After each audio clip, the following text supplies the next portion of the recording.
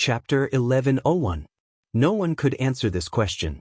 The High Lord of Secret Deed did not expect anyone to give him an answer. He just continued to speak unhurriedly. The Abyss region is already like this, let alone the polar domain. In fact, if it wasn't for the first light of polar domain incident, how would ignorant people like us know that outside the Abyss region, there was such a seemingly pure and illusory, yet obscure and unexplainable level? Most of the people present were distressed. This was especially so for the spiritual type transcendence. Basically, they could break through the influence of the turbulence of the Abyss region and enter the polar domain. In fact, this was one of the most advanced techniques when fighting against opponents of the same level. It was very difficult for the power stirred up in the Abyss region to effectively affect the polar domain. Although the structure of the polar domain itself did not possess direct power, it was especially easy to cause resonance in the Abyss region, achieving the effect of unifying thousands. However, the polar domain was illusory and difficult to rely on, let alone the structure.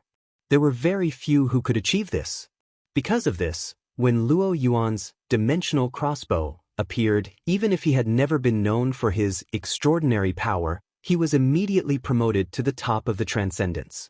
In any case, the polar domain represented the highest level of the inner world, whether it was in cultivation or research. Although this field of research was intentionally or unintentionally put aside most of the time. The High Lord of Secret Deed continued this practice and did not put too much effort into the polar domain. Soon he returned to a more realistic scale. In the next 40 years, the number of ability users grew steadily, and the number of architects who could use the power of the Abyss region also continued to increase. With the architects, there were transcendents who could break through the limits. This was a seemingly smooth upward curve. This process is not reflected in today's meeting documents. It is true that we did not have effective observation conditions and quantification methods in the early days. What I have said is just speculation. It is just that this speculation is more in line with my intuition. I think everyone here feels the same. No one refuted, so the High Lord of Secret Deed continued, we can say that since the appearance of the Abyss region, it has maintained a relatively stable state of interaction with the real world for a long time, in a plateau period. At least from the late 1980s, when I began to consciously observe and record, until now, it has mostly been like this. There have been a few small fluctuations in the middle, but almost all of them corresponded to specific events. This kind of artificial disturbance, to put it bluntly, is just a slightly stronger noise and has almost no effect on the trend line.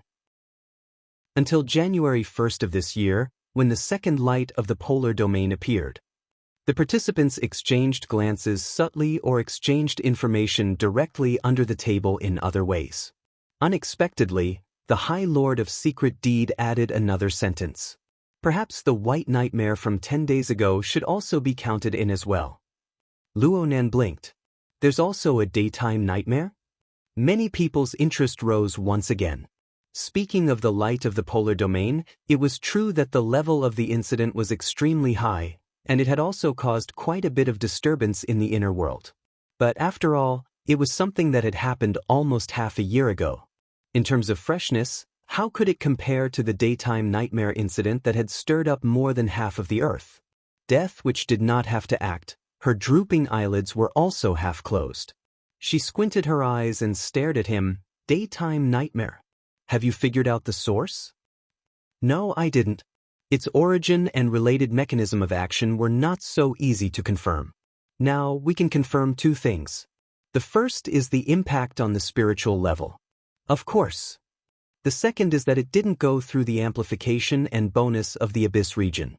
It also didn't have any obvious external effects. It directly burst forth from within the sea of consciousness. The High Lord of Secret Deed spoke, but he looked at Luo Nan. According to Professor Luo's cage theory, the sea of consciousness is nothing more than the interaction between the self-cages of humans. There is nothing else besides this. According to this theory, such an intense impact couldn't have been a consciousness resonance of all the humans of the entire world, right? Luo Nan laughed, but he did not give a clear response. It was impossible for him to explain to the group of extraordinaries present that it was because he had accidentally triggered the enormous information of the Sunwheel Extreme Prison. He himself was unable to bear it, so he opened the floodgates to release the floodwaters from the hidden dropper buried in the spiderweb of the altar. But at this time, a similar thought inevitably emerged in his mind. Is this old man targeting me because he failed to cooperate with me? The High Lord of Secret Deed didn't really want Luonan to explain. He just spoke his own opinion. If it wasn't resonance, then the so-called daytime nightmare was certainly an external effect. It was just that the source of the light of the polar domain could be barely confirmed. Its method of use was more hidden. Of course, it also possessed the power to shake the world. The daytime nightmare can affect billions of living beings on the planet at the same time. The light of the polar domain can reach far and wide. It can radiate all the way to Europa's forward operating base and even the distant starry sky.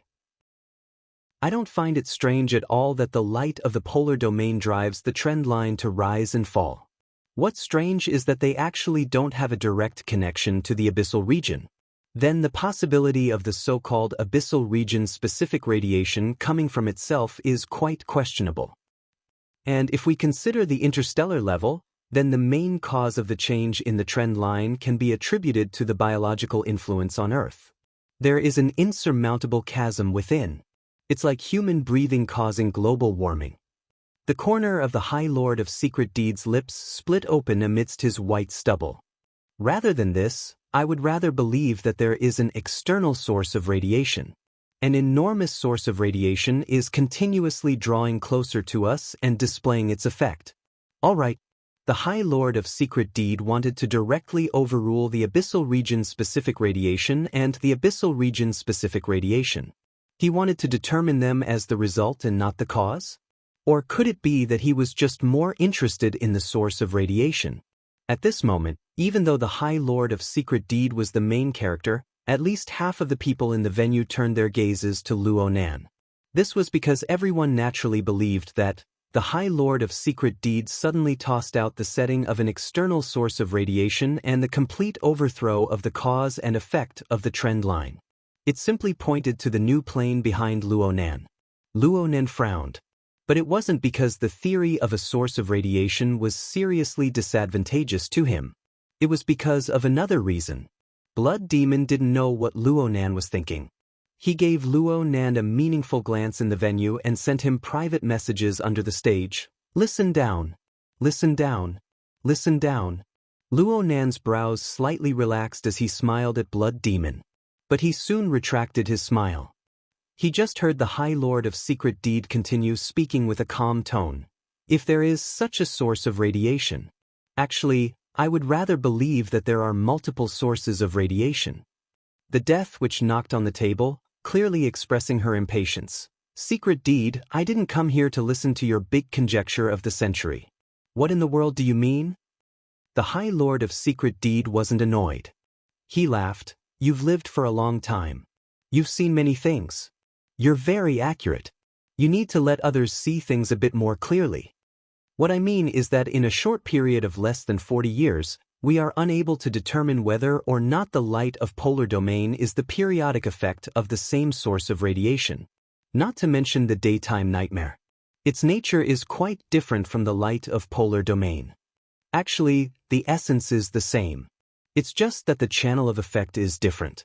At the very least, this was the case for the last 2 times. Luonan corrected himself in his mind, but he had to explain clearly why the wraith sign guided in the light of the polar domain, but the light of the polar domain was guided in through the misty maze, and the light of the day nightmare. Well, the latter part made more or less sense, but he was unable to understand the former logic. No matter what, this deviation was beneficial to Luonan at his current stage. He could shut his mouth, but he didn't feel too comfortable doing so. It was the feeling of going against one's will when encountering a wrong question. Well, the root of the problem wasn't here. While Luonan was calculating in his mind, the High Lord of Secret Deed gradually entered the main topic. The first light of polar domain occurred 15 years after the distortion pollution, 10 years after the end of the Third War, and 7 years after the appearance of the Abyss region. During this time, it was gradually possible for human cultivation and self-evolution. Of course, there was also the deep blue world. The Death Witch's drooping eyelids froze a bit when she heard this sensitive word. There were quite a few others who had the same reaction.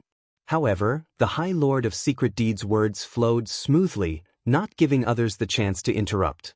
That was the first time we had the concept of a plane in reality. Even though it was just a legend floating on the ocean at that time.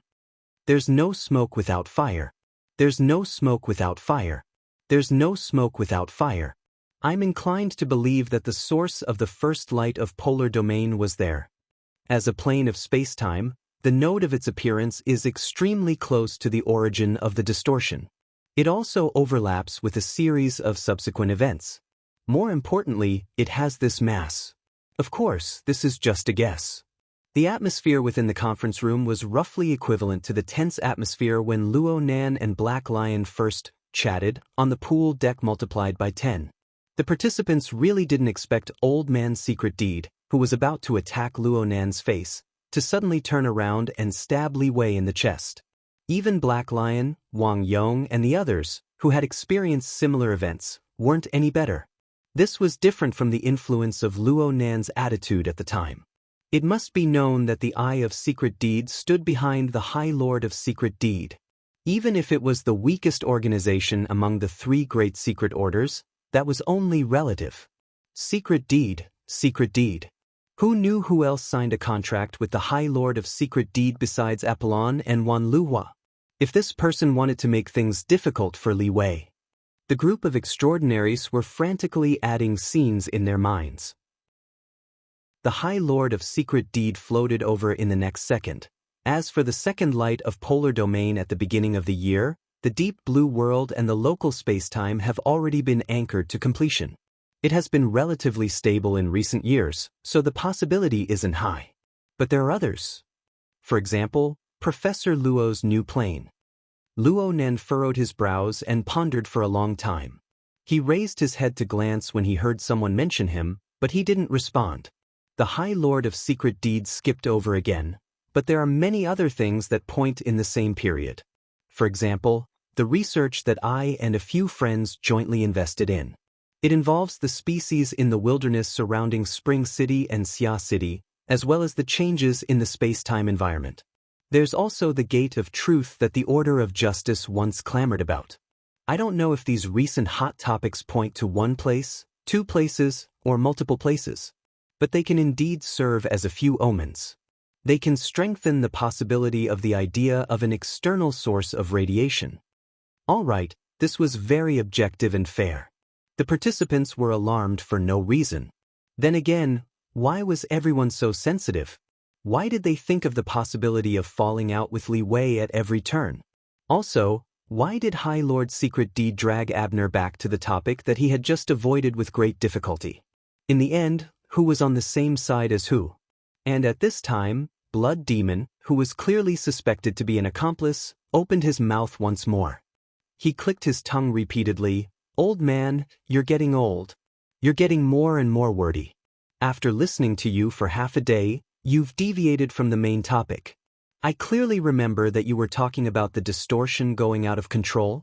In the end, after talking for so long, it seemed like you were trying to find the source, but the result is still so unclear. Give me a solution. Blood Demon's technique of playing the supporting role was quite stiff. He forcefully pulled the topic back. However, this indeed represented the thoughts of a considerable portion of the participants. Amidst the discussions in the venue, Mao Jian, Chairman Mao, frowned and said, "My lord, do you mean to investigate the source of the radiation and see if it's a new plane or something deeper? But this doesn't solve the real problem." As the world's most successful extraordinary businessman, Mao Jinye's thoughts were clear and sharp. So what if we can find the source? Radiation source that could change the Earth's environment could be considered a so-called plane for the time being. It could not be pushed away or sealed, let alone changed its nature. So what if it was found? This is a threat similar to the Great Ice Age or the impact of asteroids. Can humans avoid or reverse such threats with their current development? Of course not. Lord Secret Deed answered calmly. He even added, "Actually, the possibility of the distortion going out of control is the cause of all changes up until now. It can't be said that it's completely impossible." Death, which sneered, "Then what the hell is this long list of things?" Lord Secret Deed faintly smiled. He was about to speak when someone raised his hand. Such a habitual action could only be Zio's student, Luo Nan. "How about I say a few words?" Luo Nan's voice wasn't loud, but his gesture of raising his hand was a bit more eye-catching. When the participants saw and heard these things one after another, the noise within the venue clearly subsided. Soon it was completely erased. Then the silent and dense atmosphere continued to persist. At this moment, many people felt a sense of déjà vu before their eyes. A similar feeling was only completely broken when Luo Nan spoke once more. Luo Nan didn't exchange pleasantries. He didn't wait for Abner, the nominal host, to signal. He directly spoke.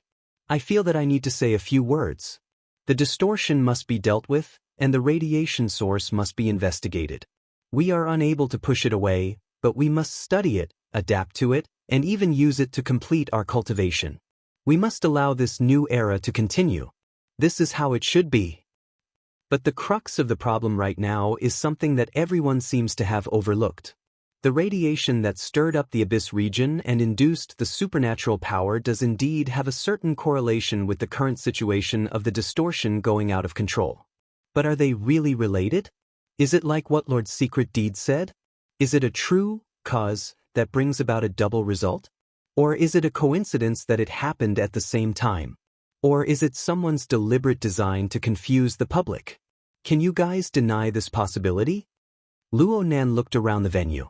He was unconsciously like Lord Secret Deed. He made eye contact with all the participants. He didn't have the time to discern the details in everyone's eyes. He just needed to let these people understand his meaning. At the same time, he deliberately enunciated his words. "Let me put it more clearly. Are the Abyss region and the distortion really related? Are the changes in their trends really caused by the same cause? I think not."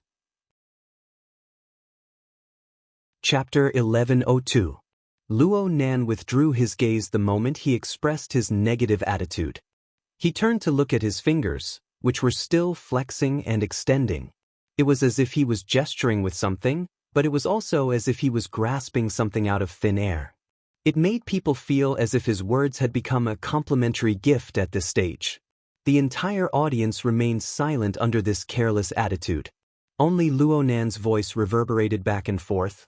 "I know that there have always been discussions about where extraordinary powers come from these past few years. Today, I just found out that someone gave the external environment and key conditions that led to this phenomenon the name of the X factor. I talked about this topic a few hours ago.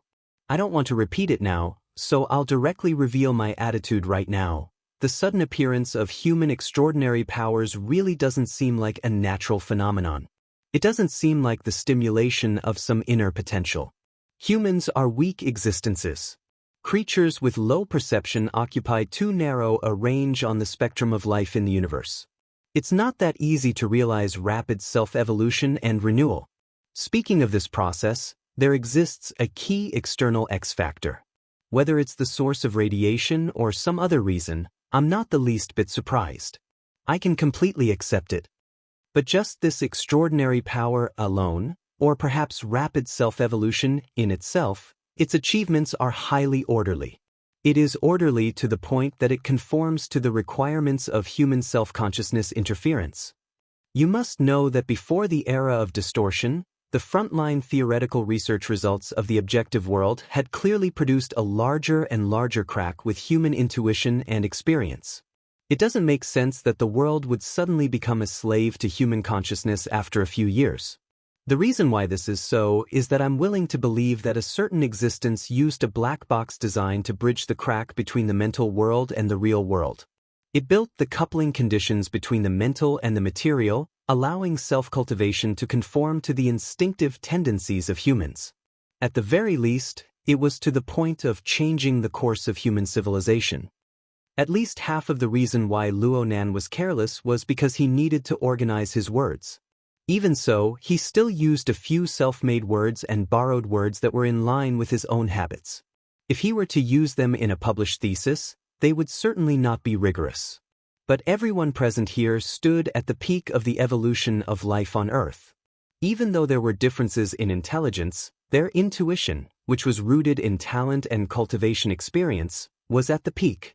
They were able to form a high degree of agreement with Luo Nan. They could understand Luo Nan's meaning. Luo Nan's words of just finding out weren't worth mentioning to them, but many people were quite interested in the idea of the so-called black box design. It was not that the theory was novel, but for the idea to be implemented, the support of the power behind the design would rise to a level far beyond the current extraordinary power structure. It was not like a research discussion, but a brainstorming or a description of a ridiculous dream. But why couldn't he help but move closer to that side? Among the extraordinaries in the conference hall and some of the spectators, a portion of them had a relatively clear understanding of their own state of mind as well as the basis for their changes. There were also some who were confused purely on the basis of their senses. Everyone had different thoughts. There were subtle differences in the gazes they cast at Luo Nan. Luo Nan was vaguely aware of this. He raised his head again, but at this moment, many people subconsciously avoided his gaze. He should be a god then. At this moment, Blood Demon sighed, but his voice rose in pitch. Even in the virtual venue, his eyes were shining. Luo Nan turned his head to look and laughed. God? Perhaps. Speaking of which, Luo Nan had been in the relay station for a short 70 hours. The fragmented information he obtained was not enough to support the entire black box design system. Even though he knew the name of this black box in the Heavenly Yuan Empire, it was known as the Heavenly Abyss Spirit Network. There was one more point that he was extremely clear on. It doesn't matter if it's a god or a miracle. This design itself is brilliant. Even if we only see bits and pieces of it before our eyes, we can still capture traces of rigorous clues.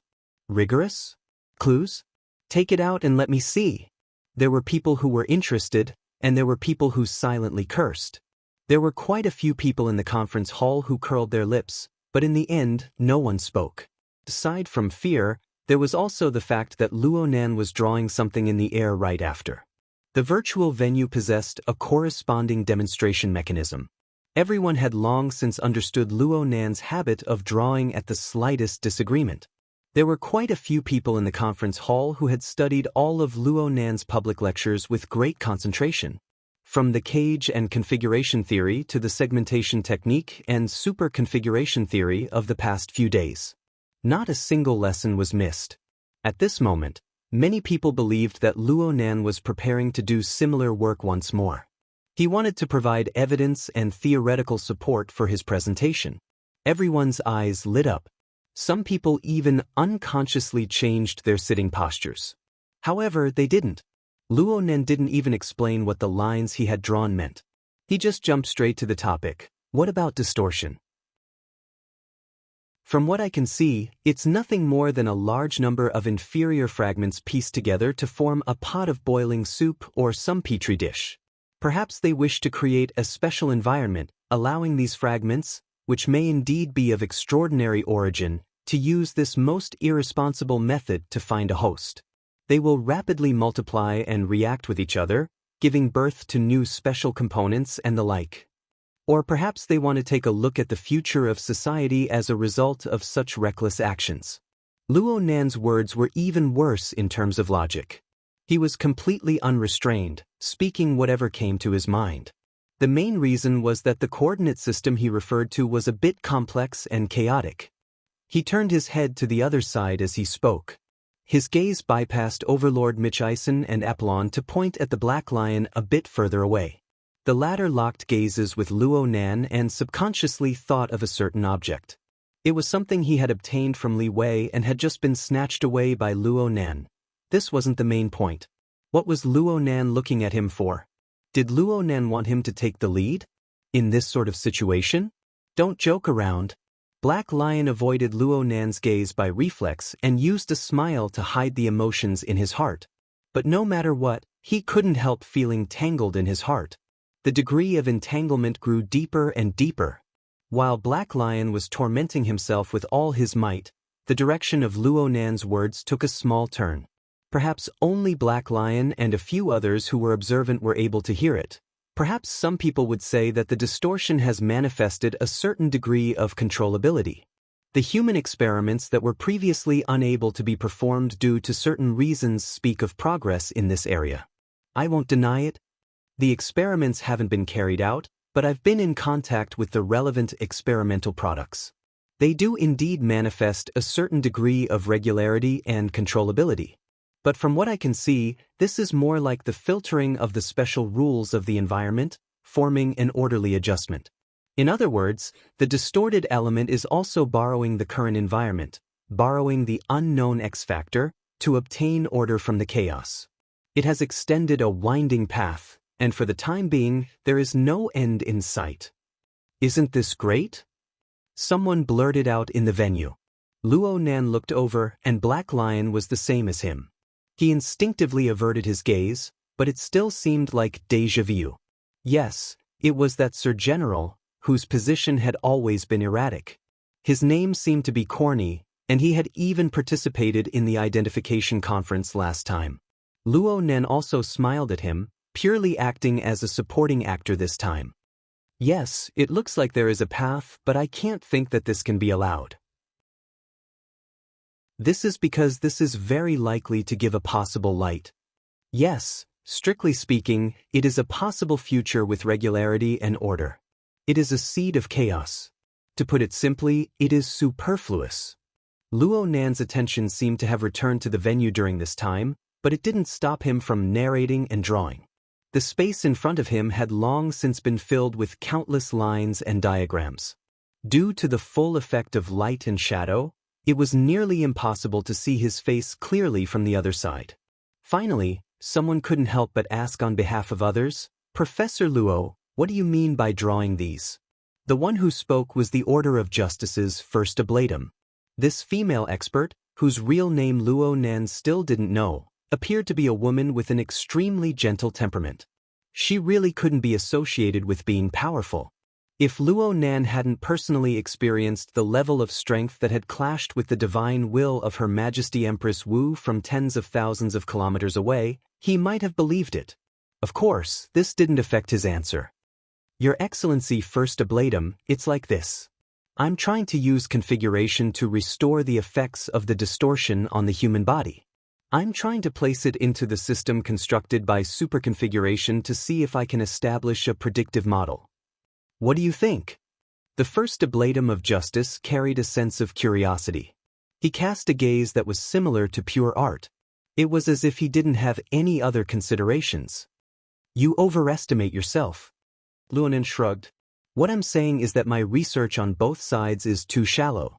Especially the distortion. Yes, so much of what I've said is just speculation. It's all intuition. I'm already very grateful that everyone is willing to listen to me. It would be for the best if you could use it as a reference. So it's like this." The first ablatum looked pensive. The others cursed silently. Since it's just a blind guess, where did that sort of attitude come from? Luo Nan was calm. It was true that he hadn't done the relevant research, but in his life experience, there were more advanced examples that were clearly displayed in front of him. Yes, it was his experience at the relay station. From Luo Nan's perspective, the current situation on Earth was like a low-level reflection of the Heaven Abyss civilization, which was confined to the Hongguang star system. The Heaven Abyss civilization and the nefarious poison environment were engaged in a long and difficult struggle. It was like a low-level exercise or experiment. From Luo Nan's understanding, the destructive power of the nefarious poison environment was terrifying and incomparable. It was countless times more serious than the problem of the distortion on Earth. The survivors of the Heaven Abyss Empire were actually able to persevere under such a vile environment. They were able to endlessly improve and revise their own cultivation methods. From this perspective, the rampant distortion wasn't necessarily a hopeless situation. But the problem was that the existence of the nefarious poison environment had already warped the pace and space for the survivors of the Heaven Abyss Empire to progress.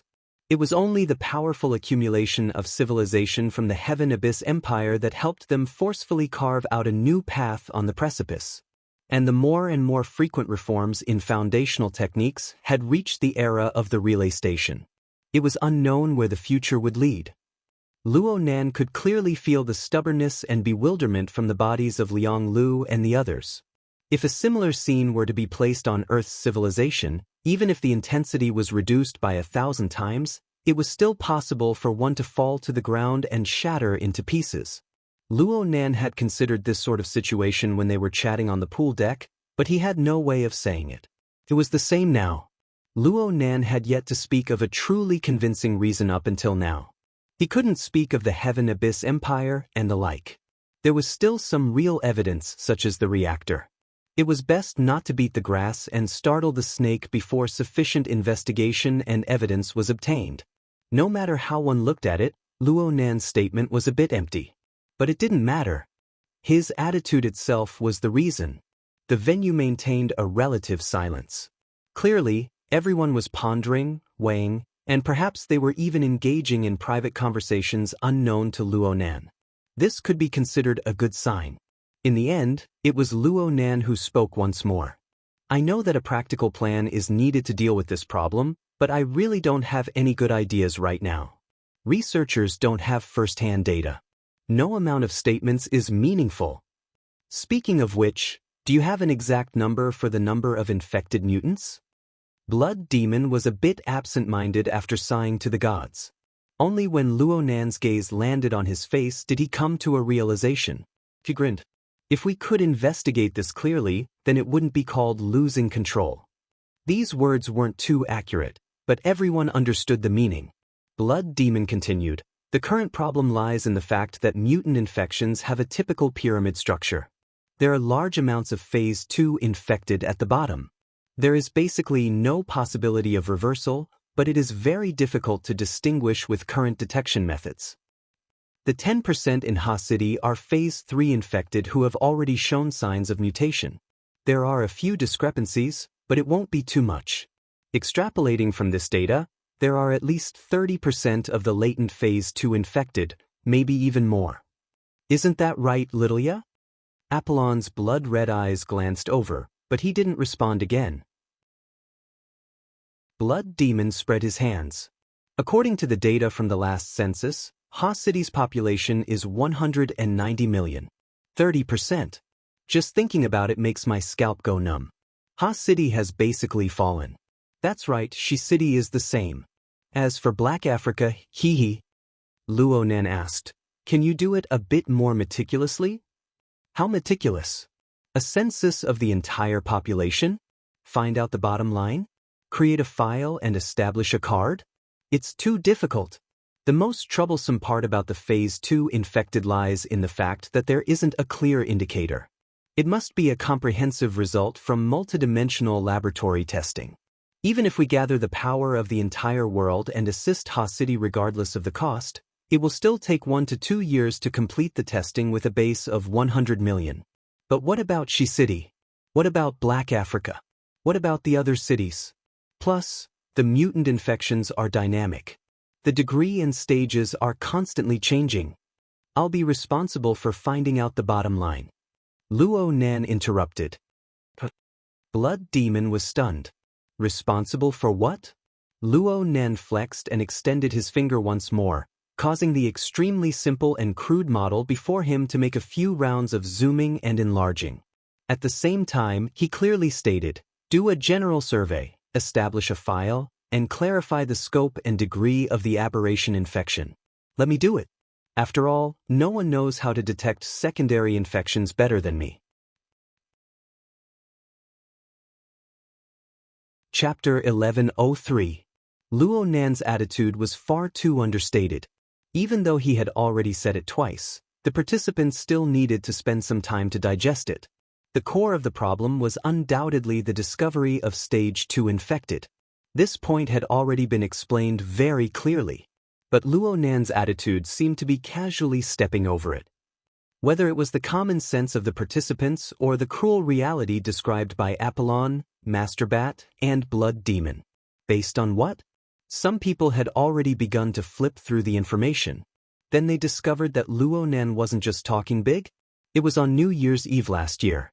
At that delicate point in time, Xia City did indeed have a relatively serious case of mutated infection. It seemed to be a series of events. In the 2 months before and after that point in time, Xia City investigated a batch of cases. Oh, using a batch wasn't quite appropriate. Looking at the information, there were over 10,000 suspected mutant infections. The vast majority of them were stage 2. Due to various reasons, this matter was handled in a low-key manner. It basically didn't go out of the circle, so many extraordinaries who were used to coming and going high and low only just noticed this matter. Of course, there were a few people who tried to communicate with Luo Nan a step further. Vice President Marlin of headquarters opened his mouth to ask, "Professor Luo, your train of thought is?" Marlin's question was quite tactful, but Luo Nan didn't have a tacit understanding with him. His understanding was a bit off. Even though I haven't finished my high school courses, I know that there are many unsolved problems. It's not that it's complicated, it's just that I haven't collected enough samples. Therefore, a census of the entire population is certainly an effective way to solve this problem. I'm talking about the scope. Is there any other explanation for a census of the entire population? Luo Nan spoke as if it were a matter of course. Of course, it's currently limited to the Earth region. If the scope of the census were to be expanded to the forward operating base in Jupiter's orbit, I can't just sit there on an airship, right? Marlin choked. He finally experienced the legendary feeling of dislocation when interacting with Luo Nan that made one vomit blood. Next to him, Overlord's secret contract, who had slowly retreated back to watch the show, finally cast his gaze at Luo Nan. A census of the entire population is a large project. Luo Nan just blinked. He didn't speak, allowing this old man to return to the front of the stage. Especially this kind of highly complex detection project. In the absence of direct detection methods, theoretically, it has already exceeded the scope of the census. Is that so? Actually, I only have a smattering of knowledge regarding this concept. Luo Nan acted like a well-behaved student, causing quite a few people to roll their eyes. The great lord of secret deeds' smile bloomed behind his white beard. In fact, I have also considered a similar method. I even asked someone to estimate the cost of conducting a national census. The result was not very optimistic. Even if we deduct the most important cost of manpower and conduct sampling investigations in certain epidemic areas that are almost unsalvageable to minimize the investment, we will still need at least 250 billion in hardware investment in order to achieve a relatively ideal result. Great Lord Secret Deed said a number that most people had no idea about. The extraordinaries in the venue weren't in the majority, but there were still many who raised their eyebrows and curled their lips. We need to first build a number of production lines that can supply the corresponding equipment and consumables, and then connect the relevant products into a testing laboratory. This will improve the current worldwide testing capabilities by thousands of times. Even if that's the case, we'll have to wait until the next century at the very least. The next century isn't too far away, but what's certain is that the rate at which the mutated infection spreads will definitely far exceed this theoretical detection ability. High Lord Secret Contract stared at Luo Nan. The effects are all from comparison. There's no harm in asking here. How much budget does Professor Luo need? And more importantly, the speed of the testing. How long will it take for the results to come out? This will directly determine the feasibility of the plan. It definitely won't take until the next century. Perhaps by the end of the year. Oh! Many people in the venue let out gasps of surprise. There was pure astonishment, and there was doubt. But thinking about Luo Nan's previous performance, it seemed to be within a reasonable range. What in the world is this method? Old Man Ghost Eye, an old acquaintance of Luo Nan's, was a veteran psychic adversary. He was once Luo Nan's sparring partner. He was a bit unable to restrain his curiosity and shouted from the back. Luo Nan didn't explain in detail. He really didn't have a plan right now. After all, the Soul Cloak, which used water molecules as the basis for interference, had already been possessed by the magneto-optical mica. Enormous changes had occurred in form and content. It would take some time for him to get used to it. Luo Nan changed his angle a bit. I really haven't thought about the budget. I don't have that concept. However, I definitely won't need the scene you're talking about, High Lord. Brother, you must consider expenses when you do things. Blood Demon chattered from the other side. Doing projects is burning money. You need startup funds at the very least, right? You need to fight for funds and sponsorships. Of course, it's great to help others earn money, but it's not easy to get money back. If you have a reliable plan, I can sponsor you first. It's too troublesome. Luo Nan wasn't being polite. He really felt that it was troublesome. He didn't think that a global mental sensor network needed any expenses. If it did, it would have already been paid for by his grandfather and parents over the past few decades. He was just a user and a verifier. He had to do this work well. Plus, didn't he just earn a sum? The auction should still be in progress. It seems that those two cards are quite popular. Mr. Blood Demon, your creativity is quite good. Speaking of which, even if I give you a portion of the design fee, that sum of money should be enough. Luo Nan began to count on his fingers one by one. If I really want to calculate, I can use this sum of money to rent some supercomputing resources and find a few data analysts. Then I can start working. If the SCA supports a few more people and opens up the database, it might be even more ideal. It's just that the process won't be easy to follow. Should I establish a fund or something? This time, it was Blood Demon who choked. Perhaps there were many people present. Blood Demon squeezed out a sentence with great difficulty. You're showing off your style. Blood Demon's sigh was a bit sarcastic in this sort of atmosphere. As for whether it was Luo Nan or someone else who was being stabbed, it depended on the person. Don't tell me I don't want to solve the problem? Since no one can do it better than me, of course I'll take the lead. Luo Nan spoke in a manner that seemed to be expected. Coupled with Lord's secret deed and Blood Demon's intentional or unintentional support, there was no room for others to display their abilities.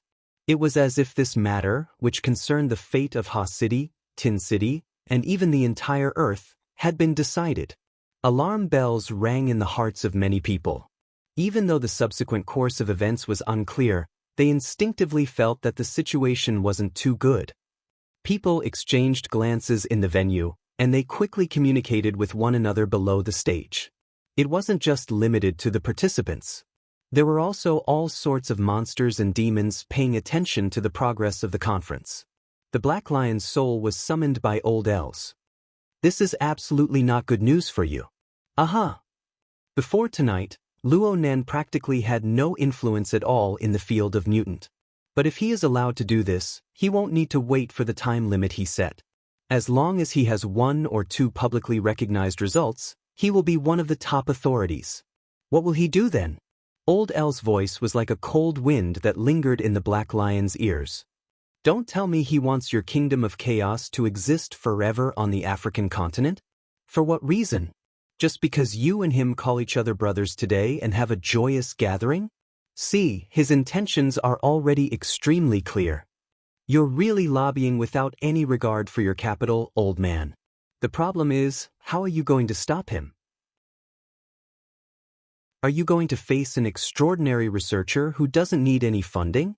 The Black Lion's mouth cracked open, and he laughed to himself. He didn't care even though he seemed rather abrupt in the venue. He just continued to communicate below the stage. My suggestion. It's best if you shut your mouth. The Black Lion's attitude was incomparably sincere. Right now, you should, and you must, take into account the situation of researcher Luo slamming on the brakes. With him around, the progress of your aberration gene collection and the difficulty of the Bloodline project might not be able to outrun the speed at which your vitality is consumed. For a businessman like you, if you make a losing deal with the same person twice in a row, it's probably the legendary road to death. Old Els did not continue speaking, but he might not have listened to the Black Lion's advice. This was because at this moment, a new change was transmitted. The news of the uncontrollable aberration infection in Ha City and Tin City had already spread. Whether it was Apollon or Master Bat, they were only at the venue to make a report and fulfill their obligation to inform others. They would not change anything because of the attitude of the participants. Outside the virtual venue, the real situation continued to advance. This news had already spread rapidly in the form of headlines. In a short period of time, it bombarded almost all the information channels in the world and poured into the brains of billions of people. Just like what was shown at the summit conference, different people would have different considerations for the same matter. Regarding this headline, the major media outlets around the world also adopted different reporting perspectives. At present, the hottest news image was specially forwarded by the conference host, Abner. It came from Ha City. It was probably in a landmark area of the city. Dense crowds gathered on the streets and squares, listening to the announcement from the city manager. When the seemingly rigid gentleman announced in a serious tone the news of giving up on detection and active disposal, hundreds of thousands of citizens screamed crazily, "Cheers!" The camera swayed in such an atmosphere. When it chose to use a close-up view to experience the current atmosphere, there was already a young man who was so excited that his face was distorted. He took the initiative to rush to the front and roared out a slogan. "Glory to the aberrations, the world belongs to us." The crowd behind him was also shouting and roaring. Their words were even simpler, more direct, and more violent. "Power, power, power."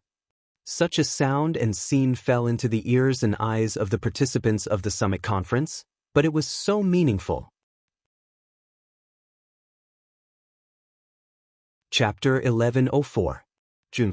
T-City officially entered winter. The northwest monsoon brought with it a humid and cold airflow. When the cold wind hit one's face, it seemed to carry the earthy smell of the old continent's highlands. So much so that it became one of the main themes of tonight's banquet. Kohara Michiko came to this conclusion when she wandered around the banquet hall of the castle. Of course, this was just an illusion. Separated by tens of thousands of kilometers, the northern and southern hemispheres were reversed. Even if the elements of nature had a subtle flow and exchange, it was impossible for these ordinary people to sense it. It was actually just a group of brothers in distress bragging with lingering fear and excitement after narrowly escaping death. Even though nearly a month had passed, strictly speaking it was 3 weeks. The timing was just right. Time had quietly beautified the memories of the people who had experienced it, washing away their embarrassment and fear. With a relatively peaceful ending, the legendary nature of the process had provided them with a lot of things to talk about, so they did not reject it, and were even willing to discuss the seemingly vivid personal experience. They even gave each other the friend in distress stickers and medals. So many of the repulsive faces looked cute at this time. Yes, perhaps a considerable portion of them were just pretending for her to see. After all, the true theme of this banquet was the official establishment of the Luo Nan and his Friends Foundation, the banquet held for the foundation's benefactors. The most dazzling figures at the banquet were not the largest individual benefactors, the honorary chairman of the foundation, or the well-known wealthy people of T-City. It was Mr. Langley. It was also not the sole director of Quantum Corporation, Mr. Mao Jingye. It was definitely not the so-called social celebrities of T-City. The only ones who could truly be called stars were the major shareholder of the Castle Financial Group, the representative of the chairman, Mrs. Halder, Ms. Ian Lu, and Kohara Michiko herself. The Castle Financial Group was considered to be of medium scale in the business world. It might not even rank in the top 5 in T-City, let alone the entire world. But this kind of ranking was meaningless. Mrs. Halder could still say she didn't come at the banquet where the world's rich and powerful gathered. She could only send a representative to make up the numbers, and she was still the core of the entire banquet. All of this could only be because Mrs. Halder was Mr. Luo Nan's trusted aide, and Ms. Ian Lu was the person in charge of the foundation arranged by Luo Nan himself. It was the same for Michiko Kohara. Otherwise, there was no way to explain how a regular bandit who had just jumped ship from Toyama Auction House could talk and laugh with these billionaires around him, accept their compliments, and influence their emotions. At the same time, he could also bear the evil thoughts deep in their hearts. Michiko Kohara still clearly remembered Jun Kiguchi's greedy, ugly, and filthy expression on the Jade Light a month ago.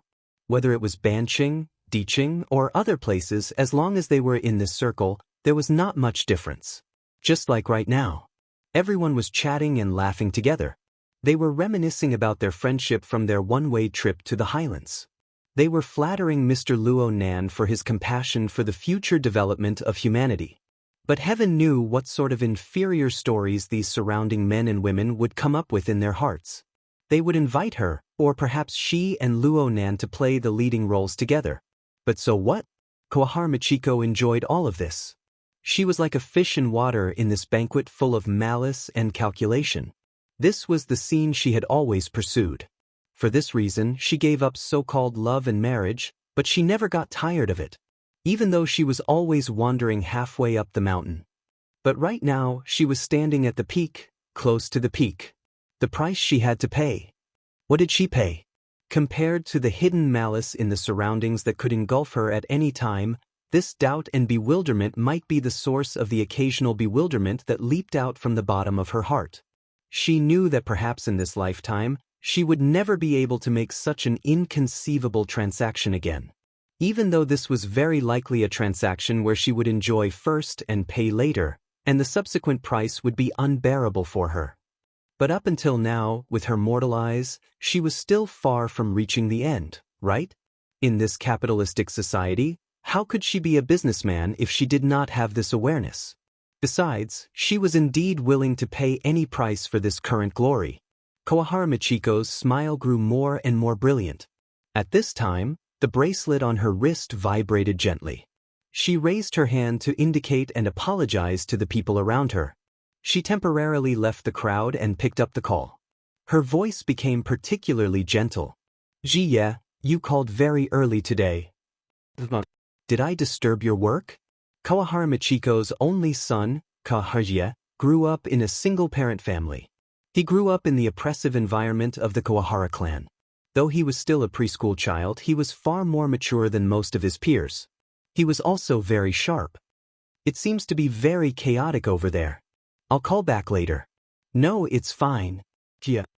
Right now, Kawahara Michiko possessed the qualifications to be willful. She had already arrived at the lounge upstairs. She sat on the sofa and slightly relaxed her long, tense toes and ankles. "Mom is at a banquet. It's fine. Tell Mom. Did you have fun today?" Kawahara Jie laughed. "It's the same here, Mom. Today is the birthday of Mr. Luo Yuandao, Mr. Luo Nan's grandfather. He's 80 years old. His whole family is here." Kawahara Michiko subconsciously straightened her body. Mr. Luo Yuandao? Of course she knew about the old man who had a serious mental illness. With his physical condition, it would be difficult for him to hold such a grand celebration even if he was 80 years old. Besides, she had not heard any rumors. In other words, this was most likely just a family banquet. Kawahara Michiko's heart thumped. "You're here. Did Mr. Luo Nan invite you?" "It's not like that, Mom. Today is Sunday. Wei Wu and I are going to Gym Master Xiu's place to do homework. We just happened to run into each other. So that's how it is." Kawahara Michiko's mood rose and fell. A thin layer of sweat actually appeared on her body. She then thought about the time difference between D City and Xia City. It was already 4 o'clock in the afternoon in Xia City. Banquets generally did not last until this time. Clearly, Jie just happened to run into each other. This was not bad. Just as she was thinking, Kawahara lowered his voice. "Mom, I know a secret." Kawahara Michiko furrowed her brows. She did not respond, but Jie said, "I just heard that today is Mr. Luo Nan's birthday. But he doesn't seem to know." "Is that so?" Kawahara Michiko's mind immediately popped up with public information related to Luo Nan. She remembered that this person's birthday should be on the 16th of June. There was still a week to go. She quickly searched the perpetual calendar. Yes, Luo Nan's birth date was the 16th of June 1980. Using the traditional calendar of East Asia, it was the 29th day of the 4th lunar month. This year, it just so happened to be the 9th of June on the Gregorian calendar. This matched up. Kawahara Michiko considered another problem after solving this little doubt. Her tone became a lot more serious. "Jie, thank you for telling Mom these things. But I don't want you to do it again." "Huh? Do you remember what Mom said to you? From the moment you came to Xia City, you should respect Mr. Luo Nan like you respect Mom.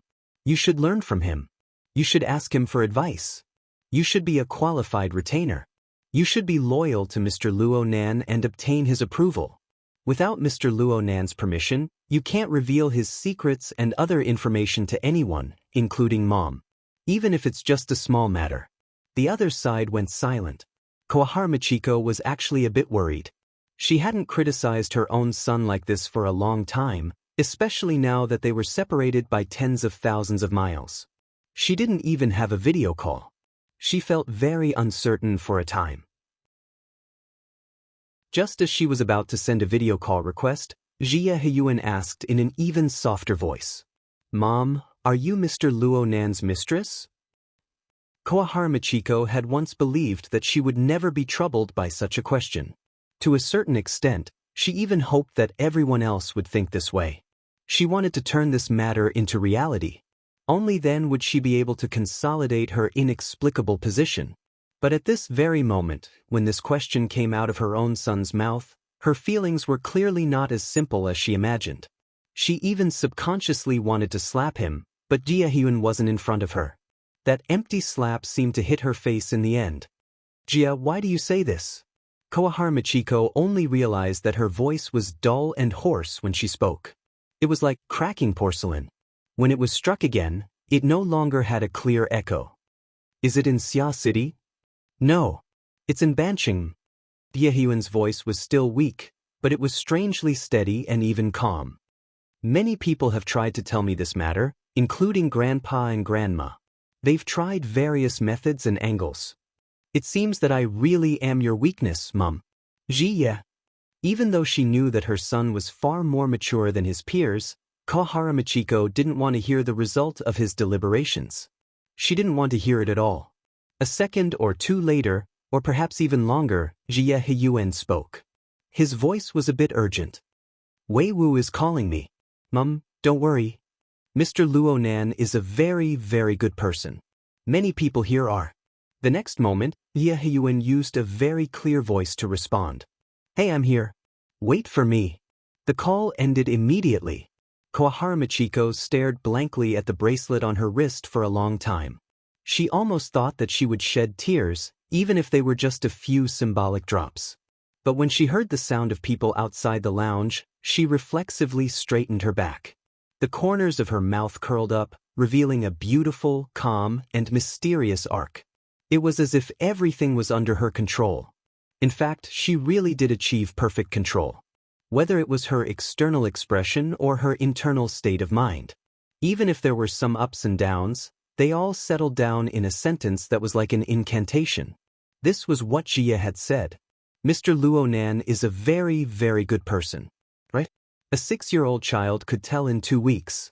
Mr. Luo Nan is a very, very good person. The door to the lounge opened, and the noise from the banquet hall began to flow once more. Koahara Michiko was like a mermaid. After a temporary rest, she immersed herself wholeheartedly into the turbulent flow of complicated interpersonal relationships. She was never tired of it. Chapter 1105. Hyuanji ended the call with his mother in a hurry and ran in the direction Di Weiwu was calling him. How complicated could the layout of a sanatorium be? The relatively private places for calls were at the end of the corridor, the stairwell, the elevator, and so on. Because of this, Hyuanji bumped into someone when he ran out from the corner of the stairwell. That person was also on the phone. Yes, it's over there. Just send me the coordinates. Hyuanji was a bit confused when he heard this voice. Wasn't this the main character of his conversation with his mother, Mr. Luo Nan? Clearly, Mr. Luo Nan had taken a fancy to this private place for calls. Maybe he saw that Hyuanji was the first to go in, so he called from outside. Hyuanji didn't know whether to run or stay. While he was in a daze, Luo Nan reached out and rubbed Hyuanji's head, indicating that he should go and play with Di Weiwu. It should be to do homework. Hyuanji was hypnotized. He walked over in a daze and faintly heard Luo Nan say, "It's not convenient to ask right now. They're trying their best to make me forget about this. I don't want to use it to disgust people. I'll just go pay my respects next week." Even though Hyuanji was much more mature than his peers, It was hard for him to determine what Luo Nan was talking about without enough information.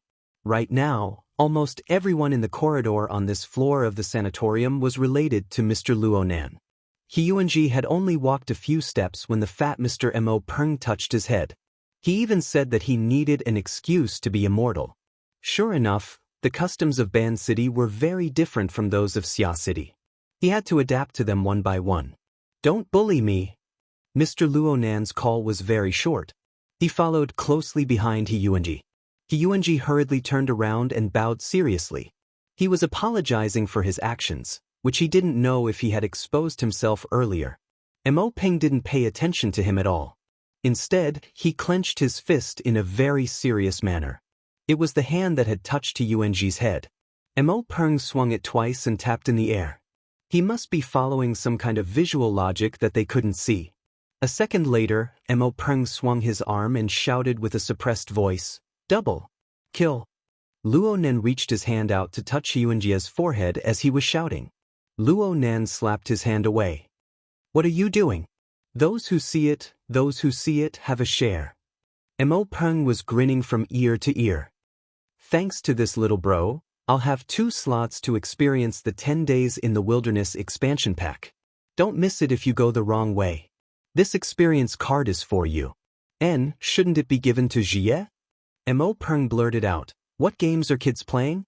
10 Days in the Wilderness is a special tutorial. Children under 13 can't touch it." At this time, He Yuanji decided to play the role of a childish person of the same age. How could he not see Mr. Luo Nan acting as if he could not see through his cousin's clumsy acting skills?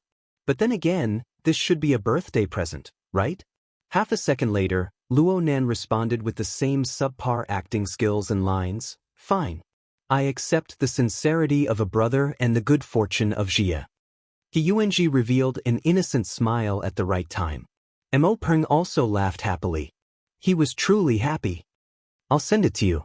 Remember this favor later. Take me flying."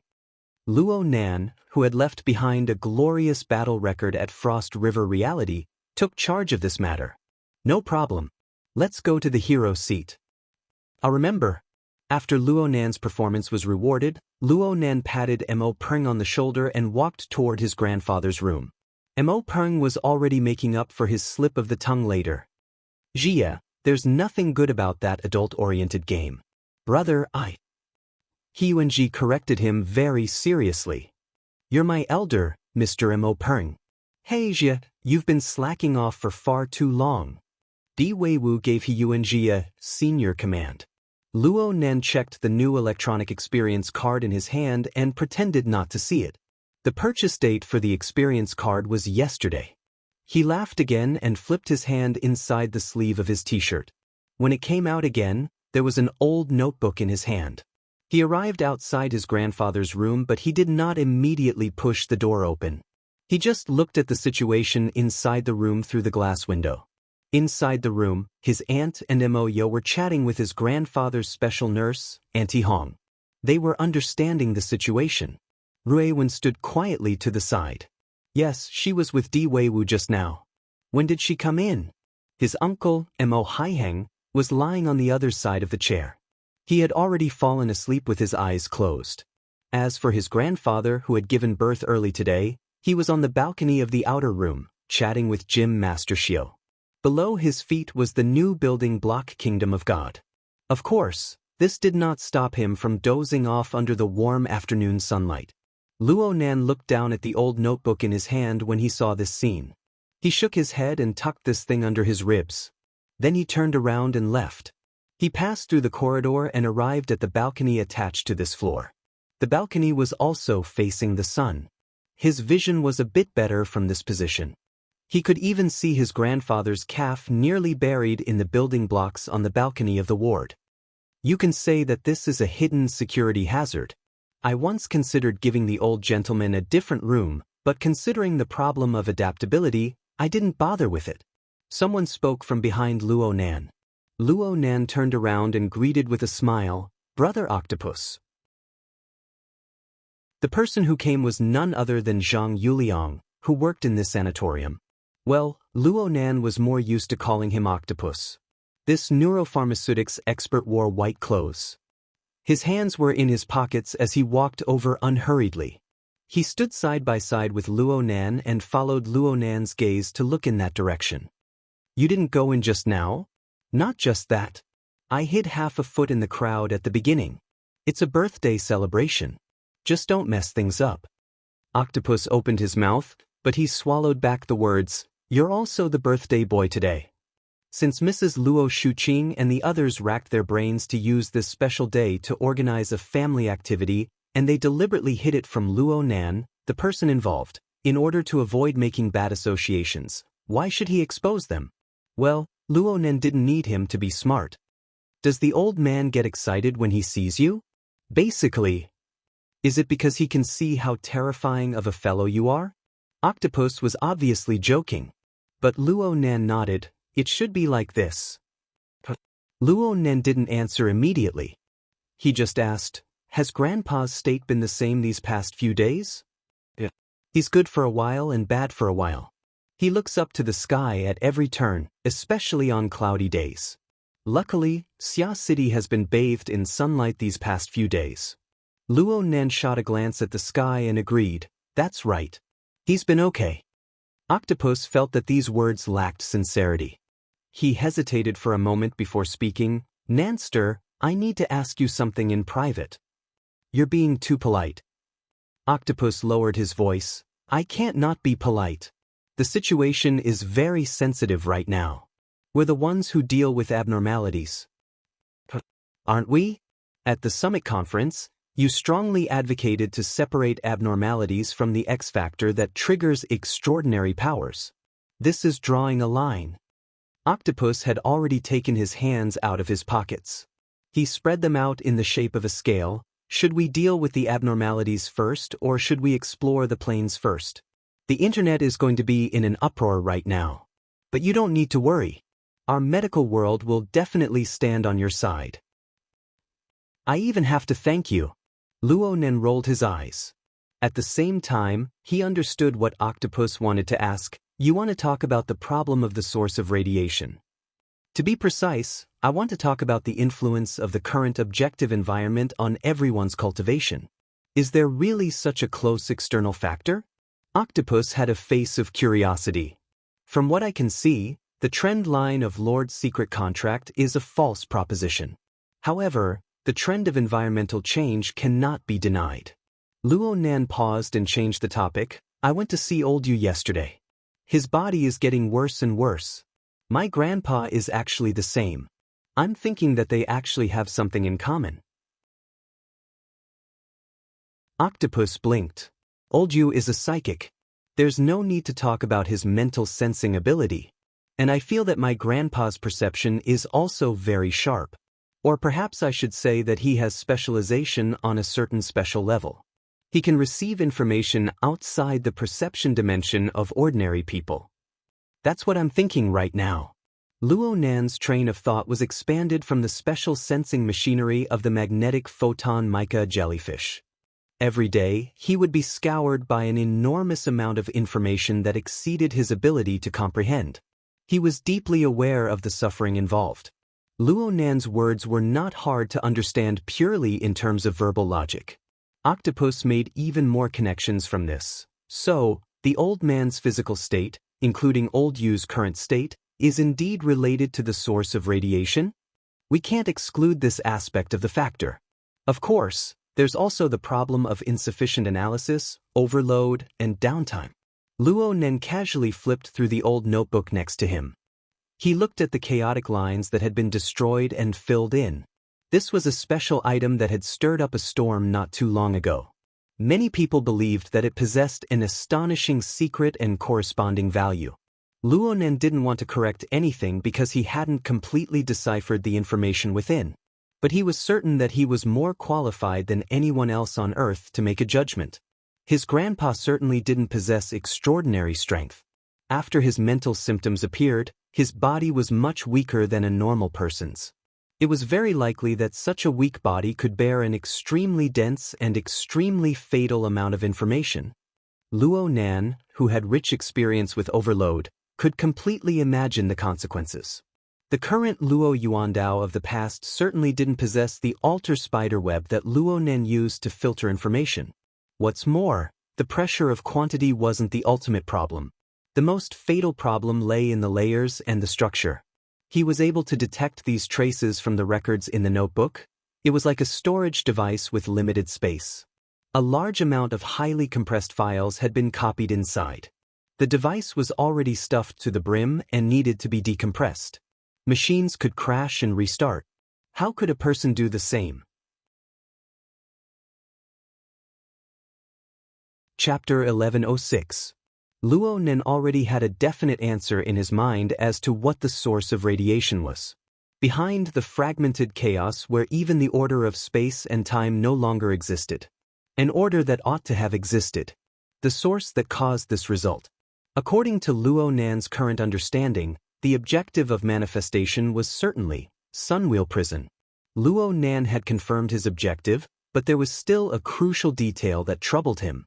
How did Sunwheel Prison form a linked relationship with his grandfather before the current cycle approached? According to the data left behind by his father, the observation data of the Mist Labyrinth began in the year 75 and ended in the year 90. With his grandfather's mental state and the reality of his father walking alone, the old man certainly did not participate in the next 10 years. Then came the problem. Whether it was Luo Yuandao or Luo Zhongheng, they were far from being able to reach the core area of Sunwheel Prison. They were separated by the boundless Mist Labyrinth. How were they able to draw in such an enormous flood of chaotic data? It seemed like there was no special projection like the Wraith sign at that time. Luo Nan thought of other factors, such as the external neuron, but there were still some things that didn't make sense. No matter what the reason was, Luo Nan believed that the source of the terrible situation his grandfather faced was certainly the realization of a connection with Sunwheel Prison that traversed the barrier of space and time. Luo Nan's past experiences were right there. How was it possible for an old man who did not possess any extraordinary power to withstand the impact of the terrifying flood of data? There was also, did the two still maintain a connection? Was his grandfather still suffering from the impact and corrosion? Going a step further, there was the continuous aurora light, the daytime nightmare, and even the magnetic mica jellyfish. What sort of effects would these unexpected factors have on his grandfather? What sort of damage would he receive? Luo Nan had tried to avoid thinking deeply about this problem, but how could he avoid it? Every time Luo Nan's thoughts reached this level, he would imitate the Sunwheel Prison in the space of his consciousness. The structure of checks and balances formed by the chains and the Wraith sign would hum and tremble within the chaotic dark cloud of information.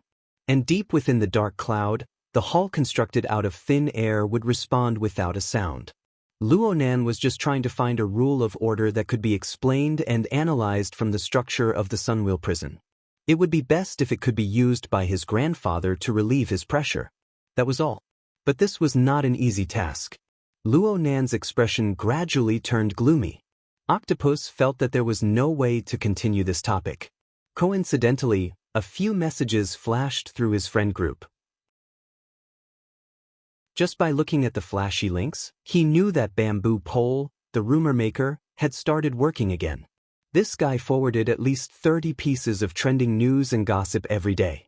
Apart from more than half of them being eye candy and mental food, the other half basically included key local, regional, and even global information. As the saying goes, a homebody who doesn't step out of the crowd knows the affairs of the world. Octopus used this as an excuse to forcefully change the topic. Right now, the radiation source is still a hidden concern. Once Keha City and Xiqing City's statements came out, the problem of radiation mutation immediately exploded. Look at the statistics that Bamboo Pole posted in the group chat. In 88 cities, there have been a total of 192 demonstrations of more than 10,000 people in the past 24 hours. Moreover, it's an equal distribution of rain and dew. No one can escape. There are those who support and those who protest. It's quite messy. Luo Nan casually flipped through a few pages of the notebook. He twisted his wrist and sucked the notebook into the void like magic. Then he turned around and leaned against the railing. He sighed. Sparks are flying over here as well. Look at what Bamboo Pole is doing. The internet is boiling over. Luckily, the East Asian cultural circle is relatively conservative. The focus isn't on some group evolution. They're mainly bringing up old scores. This is quite sensitive. There was a large-scale strike in the trade zone of Tianban City a few days ago. Luo Nan's information channels far surpassed Octopus's. It's probably the aftermath of the Vagrant Act. Yes, especially the so-called Humanitarian Aid Agreement for the mutated infected. The two policies of restricted household registration and voluntary living have caused many tragedies of family separation. There are also many vagrant tribes that have lost their homes and relocated. The pressure is mainly on the welfare organizations and the SCA. Uncle has been working overtime for nearly a week for this. It wasn't easy for him to use his grandfather's birthday as an excuse. In the end, he still hasn't woken up yet. This topic was a bit too complicated and in-depth. Octopus shook his head. It's precisely because this matter is sharp. It's not that sensitive compared to group evolution. Many people are willing to join in the buzz and express their public stance. Right now, the public opinion on the internet is basically one-sided. Actually, I also support an investigation. But it seems to be a contradiction when it comes to the issue of isolation of mutated people. It's clearly an anti-isolation stance. I'm afraid things will get lively in the future. Octopus's brows furrowed as he spoke. That foundation of yours hasn't officially started operating yet. You must be careful and keep a low profile. Right now, many people are eager for you to take the lead and attract firepower for them. Luo Nen curled his lips. He nodded without saying a word. Octopus didn't know if Luo Nan was listening or not. He was just chatting, so the topic jumped a bit.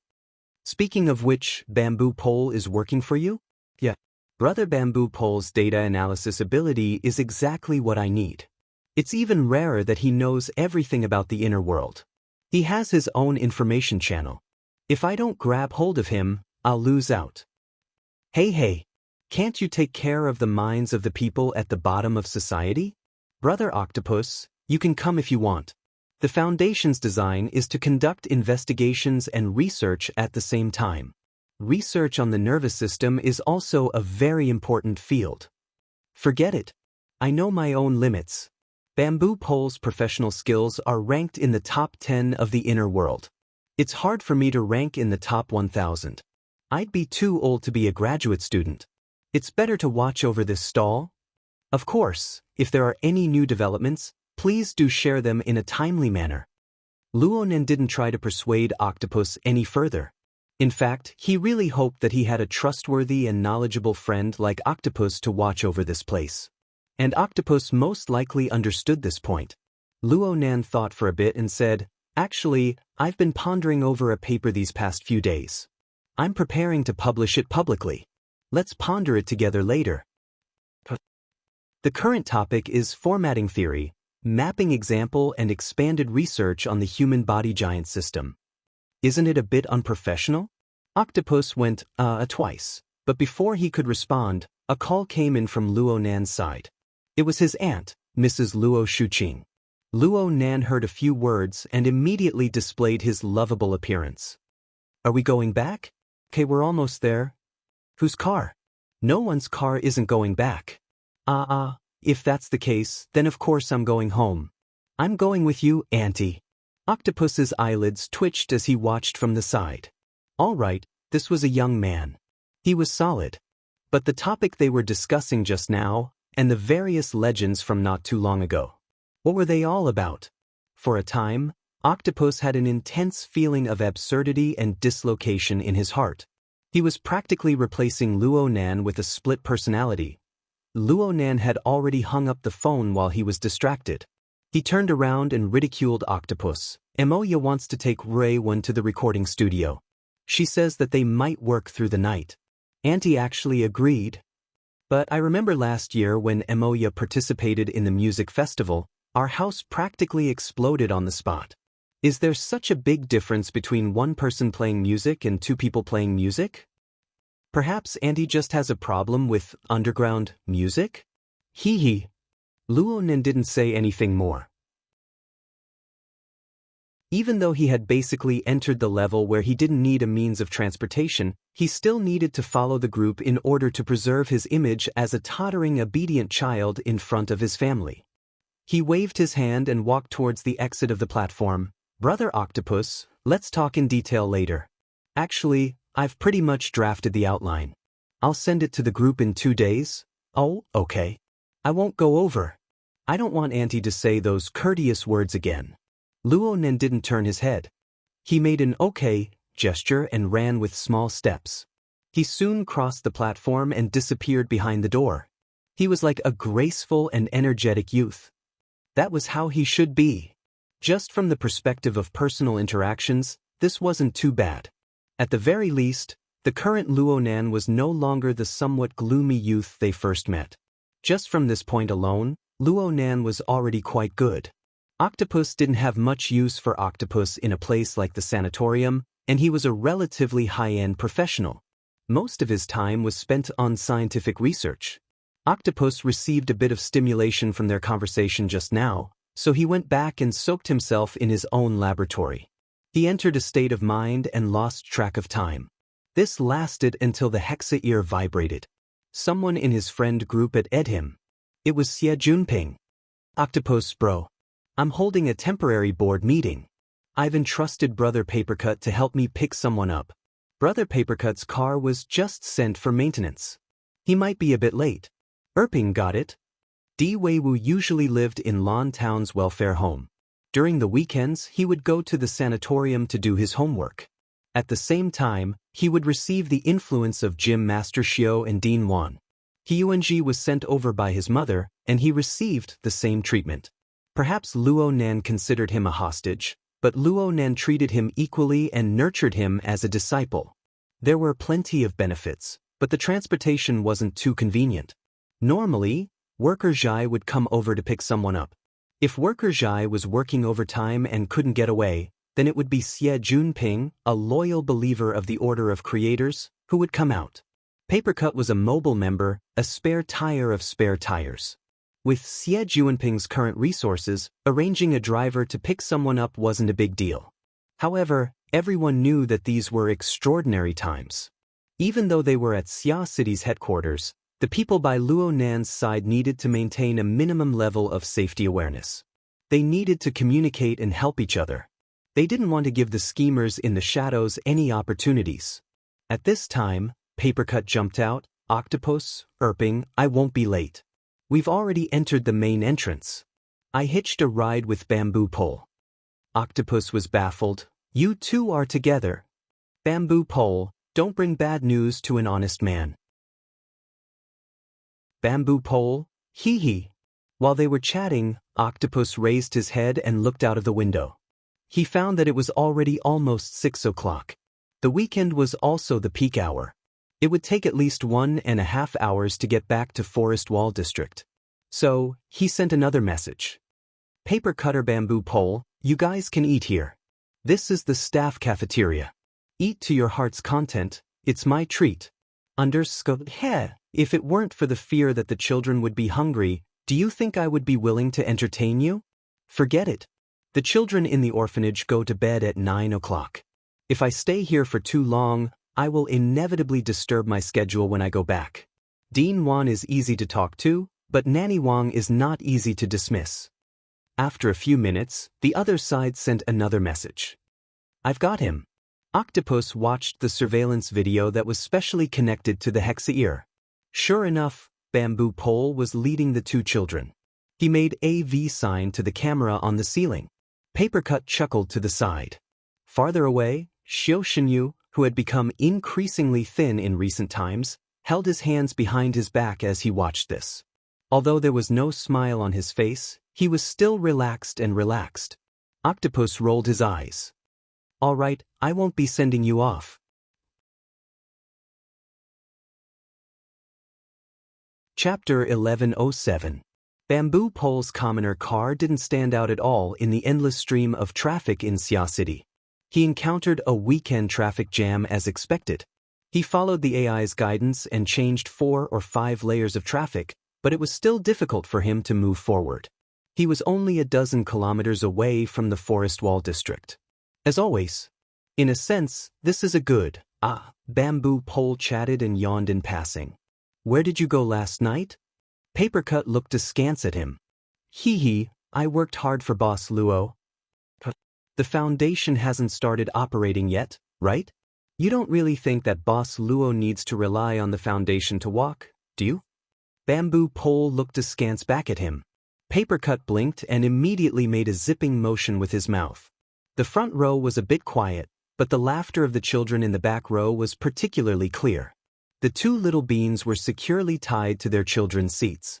They had just been removed from Papercut's car before they came, but it didn't affect their play at all. 7 or 8 lively little paper men had their own special characteristics. They were extraordinarily quick-witted. Plus, they could receive simple commands and obey the director. They were enough to act in an animated film. It could be said that among the ability users of Xia City, Papercut was number 2 when it came to playing with children. No one dared to take first place. In the field of toys, aside from the paper men's structure being too simple and the basic requirements for issuing commands being high, the technique of activating Soul Force had no other weaknesses. It was also because of the basic requirements that one could easily see the difference in Soul Force between the two children in the back row from the paper men's reception of commands and the degree to which they could digest them. There were millions of children in the world. Di Weiwu was certainly the type that had talent for cultivation. After half a year of edification from Dean Wan and Gym Master Xiao, Di Weiwu couldn't be said to have awakened. However, his thoughts were direct and he could form an effective information connection with the activated paper men. He could control this low-end game with ease. What was most valuable was that when this child was in an excited state of play, his thoughts were very concise and just right. This was a very good habit. In comparison, many awakened, who were often hot-blooded and blindly tossed and turned, had to go to the corner to wake up.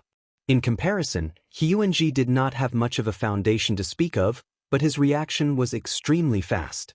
After realizing that the instructions were too complicated and useless, he immediately focused on the control of a single paper doll. He concentrated and was not disturbed by the other paper dolls. He was definitely outstanding among his peers, and people could not help but praise Lady Hyuanji for teaching her son well. Kids nowadays seem to have a bright future ahead of them. Children could be praised face to face, but they couldn't be praised like this. It just so happened that Papercut had nothing better to do, so he took a video of the two kids in the back row. He sent it to the group and used it as a conversation topic. It seems like they have the innate talent of ability users. Over here, the barrier between the mental and the material doesn't seem to be very solid. Birds of a feather flock together. Bamboo pole drove without batting an eyelid. He also quietly flattered everyone, including himself, for once. Papercut didn't appreciate it. He gave Papercut a push in reality, concentrate on driving. Many people in the group flattered Xie Junping. It was clear that he had been absent-minded during the board meeting. He was still emotional. Then what's the deal with me sitting in the middle of a bunch of stupid birds that are about to choke to death? The market value of sky crystal biology has skyrocketed these past few days. What's there to be dissatisfied about as a marketing director? Bamboo pole turned a deaf ear to Papercut's warning. For a psychic architect, chatting online while driving wasn't even a distraction. Thank you, marketing director of a research and development subsidiary. It's all the same. Speaking of which, Director Xie is progressing at lightning speed.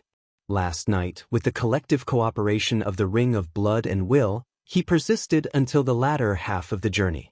He almost killed his way into the first echelon, crazily earning money while cultivating at the same time, not neglecting either. Amazing. Forget it. In this sort of irrational market, you earn money until you have atrial fibrillation. Any random Tom, Dick, or Harry can say that XX medicine can prevent abnormalities, and the market will immediately be cleared out. Not even dregs will be left. If you say that it can cause.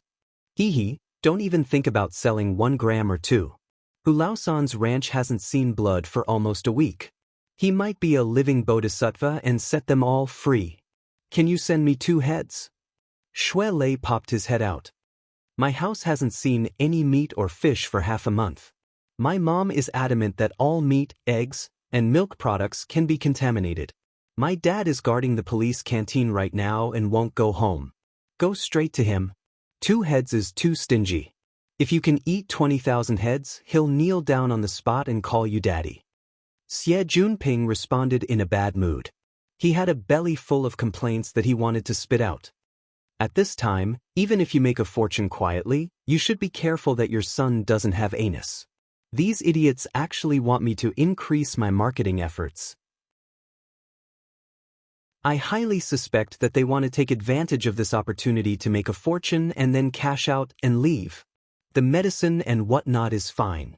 What really made the market value of sky crystal biology skyrocket is probably the plantation building. Didn't your dad invest in building a batch in the 90s? It was only built the year before last, right? Back then, there were people who ridiculed him for taking such a big step and pulling his balls. But right now, the Sky Crystal Plantation has already taken up over 20% of Xia City's food supply. In the future, it might even increase by over 10%. And right now, Xia City's dietary structure is changing in a panic. The ratio of meat, eggs, and milk has plummeted, and food has become the majority. There is no currency that is harder than this right now. Of course, this is just a temporary change in a special period of time and a special environment. A windfall smashed in the face, and it's gone just like that. Only an idiot wouldn't cash out. It could be said that the world was seriously fragmented. The news of Ha City and Shi City's mutant infection going out of control had a completely different effect on every major city in the world. The conservative cultural circles of East Asia were basically fearful of it like a tiger. But the New World, Old Europe, and other places had already set off wave after wave of revelry. The resulting social problems were also completely different. Bamboo Pole also poured out relevant information links to the group aside from his speech. He started with financial news from 7 or 8 years ago all the way to recent market analysis. He clearly explained the cause and effect of the situation. It also made Xie Junping, who was in the middle of the situation, dumbstruck. So it turns out that my old man is this awesome. He already foresaw today's situation? Yeah. I really want to praise him, but truthfully speaking, Big Boss Xie probably made this decision back then when he saw the birth of the Deep Blue platform. It was accompanied by the progenitor energy source and the increasingly matured miniature fusion reactor technology. He used this project to wantonly hoard related minerals and make technological reserves. Bamboo Pole began to send out relevant information, whether it is the progenitor energy source box of the Deep Blue platform or the ambient temperature superconducting spectre or necessary for the miniature fusion reactor, they are all unique products of the Deep Blue world. They are standard strategic resources.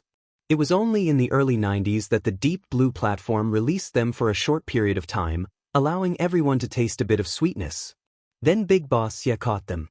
From this point of view, it wouldn't be wrong to say that he had foresight. Papercut clicked his tongue twice in the car. If that's the case, then no matter what, Erping's family is going to make a huge profit this time. Bamboo Pole nodded and then shook his head. It's not that simple. It's true that the Sky Crystal Corporation was able to smoothly develop strategic resource reserves by starting with a basic public welfare project like the cultivation building. The angle was excellent, but it was inevitable that they would have the support of the military and government. The entanglement of interests is very complicated. Out of consideration for the child behind them, Bamboo Pole and Papercut didn't say too much. At this time, Bamboo Pole's family car finally found a relatively unobstructed route. It began to move from the midair traffic layer between the high-rise buildings to the bottom of the recycling layer. The closer they got to the recycling layer, the narrower the road became. The flow of traffic also became fewer and fewer. A considerable portion of the traffic was made up of crude public transportation vehicles. The lights on both sides of the road seemed to have dimmed. Instead, the powerful headlights of modified motorcycles would flash across the road from time to time, roaring to and fro. It reflected a different style of the city. In his friend group, Xie Junping was no longer in the mood for the board of directors. He began to chat with Shuelei. Soon, the focus was on cultivation, and the discussion was in full swing. Bamboo Pole and Papercut would occasionally chime in with a few words, but they weren't idle. The car had already entered the Forest Wall district. It followed the old-fashioned road that led outside the city, moving forward at a pace that was neither too fast nor too slow. Bamboo Pole suddenly discovered a problem. The number of people talking in the group has decreased these past 2 days, right? Cragburst and Cat Eyes were hired by the military to clear out mutant lairs. What about Inging that chatterbox? Studying, of course. Papercut replied as he left a message in the group. Not only did she want to compare notes with me, she also sends study notes to Nanster every day. I didn't see her so active when she was with Her Majesty Empress Wu. Oh, that's right. She's learning super configurations. To be precise, it's configurations and super configurations. That's right. The knowledge involved is much more interesting than her straightforward white rainbow. Not to mention, she has her adopted son in the middle. Bamboo Pole laughed at these words that were full of personal bias. After driving on the old-fashioned road for a dozen or so minutes, the Orchid Town Welfare Institute came into view. The car's AI spoke at this time. The road ahead is congested. Bamboo Pole furrowed his brows and suddenly stepped on the brakes. He turned off the headlights of the car and stopped at the side of the road. What's going on? Oh, it's a parade. Papercut also saw the abnormal situation ahead. Large amounts of car lights, colorful lights, and smoke interweaved and radiated chaotic rays of light. It painted the gloomy area with a disorderly color. Through the car window, a clamor of noise could be heard. They could hear the roar of old-fashioned engines from far away. But, looking at this direction, it's the convoy from Trigate District. I see Grandpa Sher's big pickup truck. Di Weiwu's eyes were very sharp in the back. He immediately identified the most conspicuous element of the parade ahead. He did his best to poke his head out from the child's seat. He wanted to undo the safety lock, but he was scolded by Papercut. Be obedient and stay here. As they spoke, the low-speed convoy slowly pressed forward. Bamboo Pole pressed down on the car window. The seemingly orderly chants, each louder than the last, pushed through the air and faced them head-on. We want an investigation. We want a name list. Release the source of the information. Break the Bamboo Pole looked out the window and watched the parade. He used the hexaear to secretly record and synchronize the video to the group chat. The vagrant residential area of Trigate District is moving. The organization is simple and crude. The chants aren't unified and powerful enough. There's a high chance that it's spontaneous. Should we rejoice? Papercut grunted and suddenly slapped his thigh. Oh, this is directed at the SCA and social welfare organizations. The Welfare Institute is in front.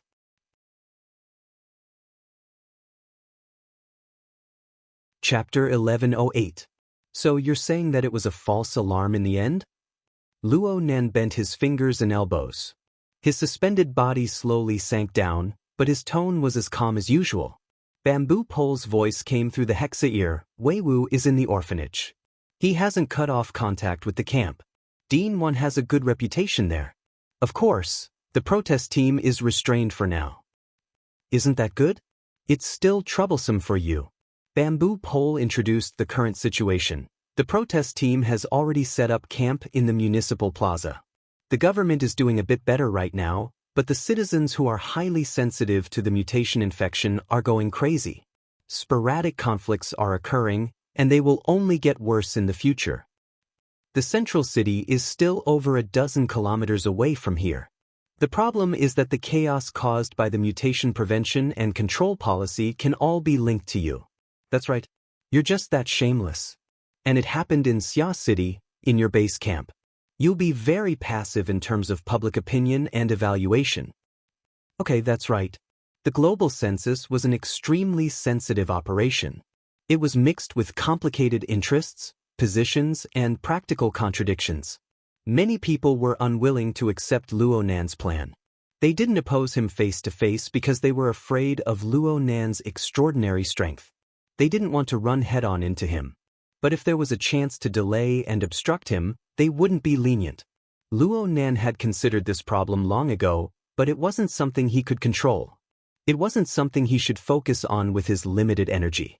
He just needed to understand it. In comparison, it was better to consider some more important fields that he was better at. Luo Nan returned from his one-finger handstand. He didn't even sweat a few drops. In fact, he wasn't training. He was just observing the state of his body. He only found out about this matter the next morning. It was because he was pondering over the interaction between his body and the magnetic photon mica. He was studying and familiarizing himself with the special perspective that exceeded human imagination.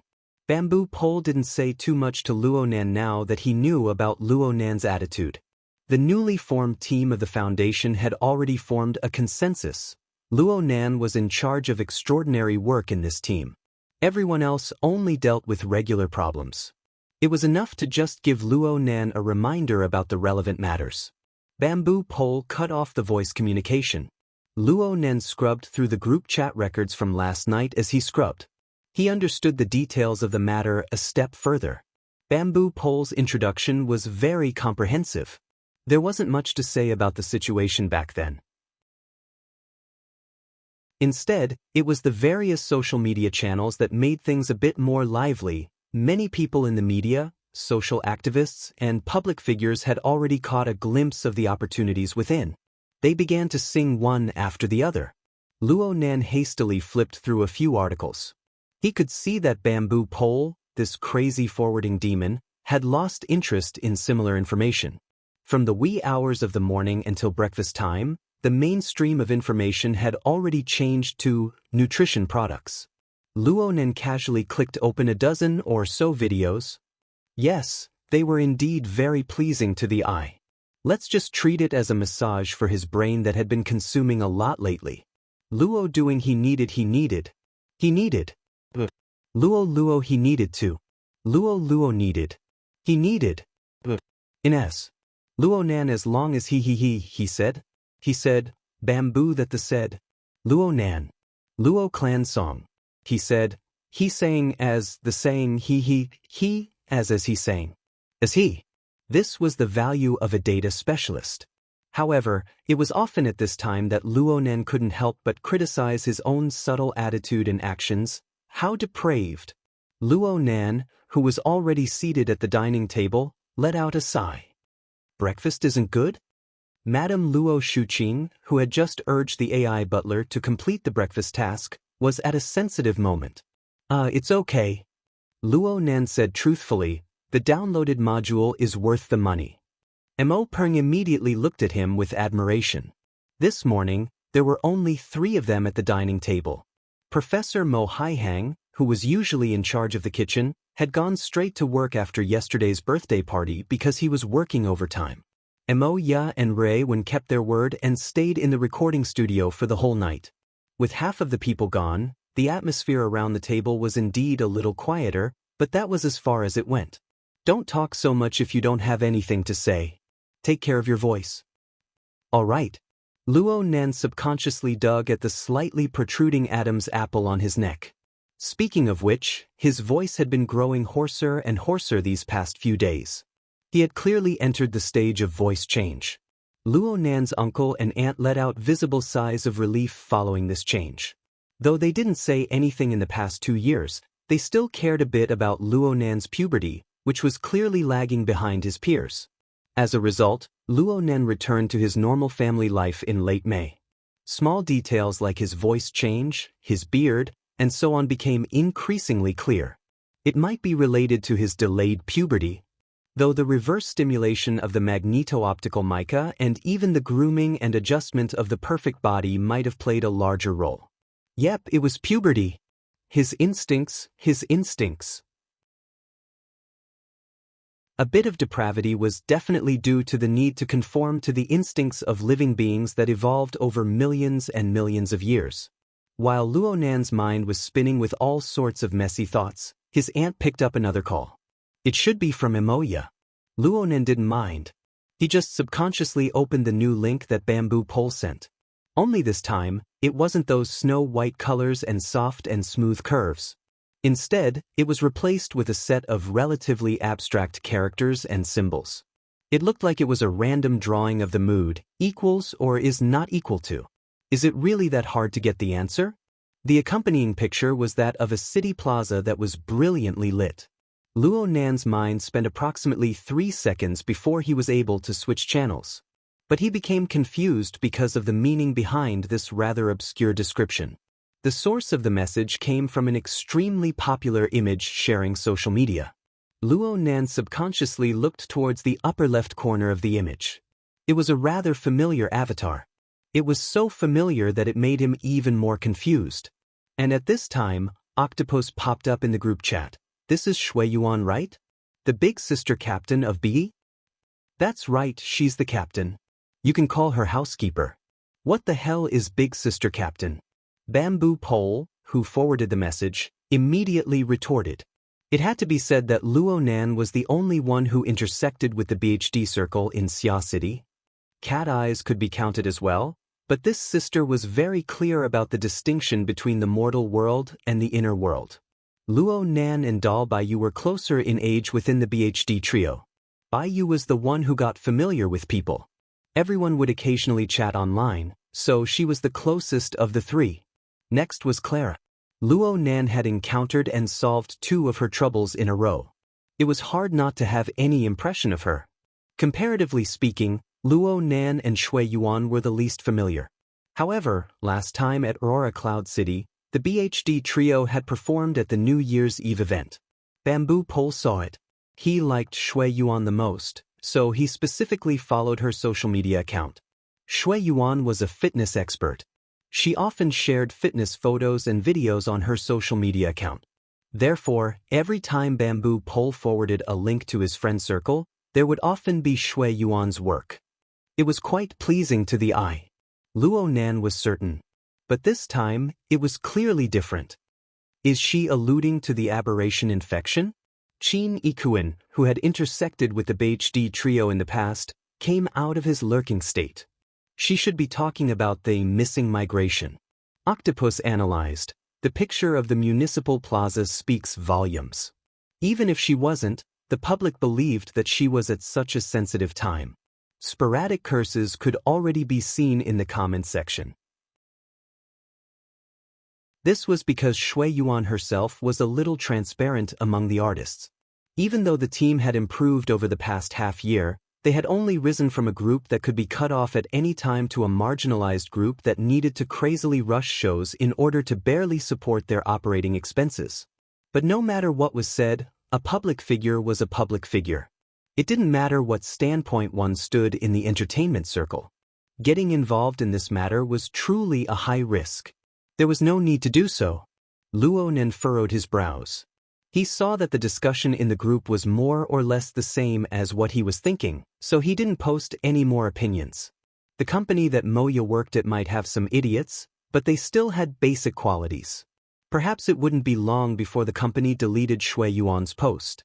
Of course, it would be better if Luo Nan deleted it himself. As a friend, Luo Nan sent a message to Baiyu, asking her to remind her captain. After sending the message, Baiyu instantly replied with a dumbstruck emoji. Then she didn't say anything else. She probably went to remind Captain to deal with the matter over there. In the end, this was just a small matter. Luo Nan didn't pay too much attention to it. He continued to eat his meal in silence. At the same time, he split off a strand of his mind to continue to verify the various details of the external nutrients in his body's digestive and circulatory systems. He was searching for the basis for his detailed thesis. Luo Nan. Mrs. Luo Shuqing spoke once more from the seat of honor. Luo Nan immediately raised his head. Generally speaking, when his aunt called him by his full name, it meant that she was either in a bad mood or there really was something going on. His aunt had just received a round of phone calls. Her brows were still furrowed. You've been home these past few days. Won't you be delaying proper business? Mrs. Luo Shuqing's tone was quite calm. Proper business? The foundation you're talking about. It won't be delaying. Due to the recent rise in social authority of his entire family, the fact that Luo Nan was no longer a normal student, a normal person, could no longer be hidden from these close relatives of his small family. Luckily, Luo Nan's aunt's family had already passed the period of reaction to his current identity during these few days of seclusion. At least on the surface. Extraordinary ability user, gifted sensing master, specially hired expert of the Star Alliance Committee, member of the SCA's High Authority Group. These titles were all information that educated people of the present generation could understand. It was fine as long as they were equivalent to experts who enjoyed high-level allowances. As for the youngest extraordinary, the one-way tour guide who warped space and time, the card master who was a soul hunter, the human-shaped killing machine with global positioning. There was no need to waste time explaining these things that even the members of the inner world couldn't accept. At the same time, Luo Nan felt that it was very necessary to give his family some relatively normal information. The Luo Nan and his friends foundation was among the normal ones. It was enough as long as his family had a bit of vigilance. They wouldn't be easily taken advantage of and bullied by the enemy. The true security system still needed the Xia City branch. Most importantly, Luo Nan himself had to seriously arrange it. As for the government's security measures of authority, it was nothing more than a formality. With these considerations in mind, Luo Nan was happy to use his duck-like voice to say a few more words. The foundation is still in the preparatory stage. We just held a thank you ceremony yesterday. The funds aren't a problem, but the personnel aren't in place yet. This was the speech Luo Nan had prepared for the outside world. It was just as effective when he used it on his family. It wasn't that he was intentionally hiding it. It was just that knowing this was enough for 99% of the people in this world. As expected, Mrs. Luo Shuqing didn't ask any further. She said, "Then are you still going to Gear's laboratory today?" "If there's nothing else, I'll still make a trip there. The facilities there are more complete." Although the most cutting-edge research that Luo Nan was currently undertaking couldn't be coordinated with and assisted by the facilities in Gear's underground laboratory on the North Bank, there were still some experiments that could be arranged there. And it was a bit more convenient than home. Having said this, Luo Nan cautiously asked, "Is there something you need?" Mrs. Luo Shuqing nodded. "Mo ya just called. Their recording isn't going too smoothly. They might not be able to finish in the morning, so they need to ask Ray when for leave. I just gave the school a call." "Huh." Tmo Ping, who was engrossed in eating his congee, suddenly raised his head. "Ask for leave. You approve?" Mrs. Luo Shuqing raised her wrist to look at her watch. She said unhappily, "Eat your food. You're already up late. If you keep dawdling, you don't want to go to school, right?" Mo Peng had a face full of grief and indignation. He turned his head to look at Luo Nan, hoping to obtain a bit of sympathy. A bit of consolation would be fine, but Luo Nan acted as if he didn't see it. Luckily, as an elder, Luo Nan felt that the atmosphere was a bit delicate when these words were spoken. He swallowed his reprimand and was silent for 2 seconds before speaking. Acumen College has been affected by the aberration infection.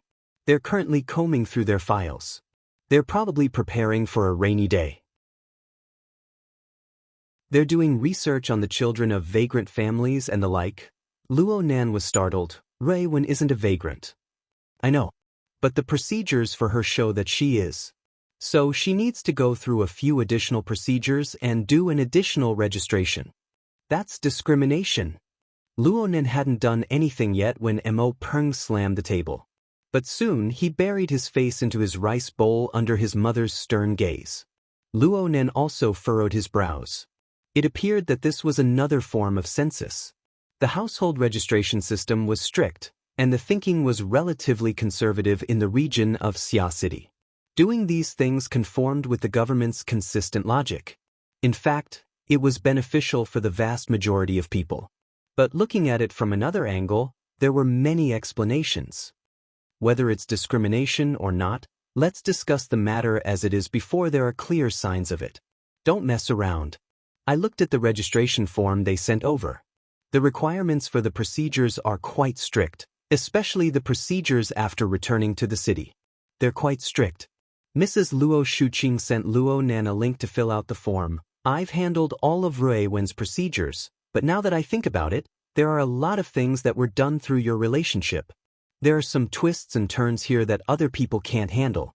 Since you won't be going far away for a few days, you should take care of these things. Luo Nan's feelings were a bit subtle. He had never been a young master who didn't do any chores. But his aunt had never used this sort of tone to arrange a task for him before. She had never arranged a task of this nature. Plus, she didn't arrange complicated tasks and tests like she did in the past. She was worried that the child would run into a wall outside. She didn't take the trouble to teach him the details step by step. The current situation seemed to confirm that Luo Nan must, or at least must, possess the ability to handle this task. Yes, it was just like the legendary workplace, the arrangement a boss made for his employees. Luo Nan suddenly discovered that in Mrs. Luo Shuqing's heart, this nephew of hers clearly had a change in status in the family. Especially when compared to the person next to him. What are you dilly-dallying for? Do you want me to ask for a leave of absence for your teacher? Mo Peng stomped his feet and walked away. Luo Nan would normally just bury his head in eating at this time. This was basically the case in the past.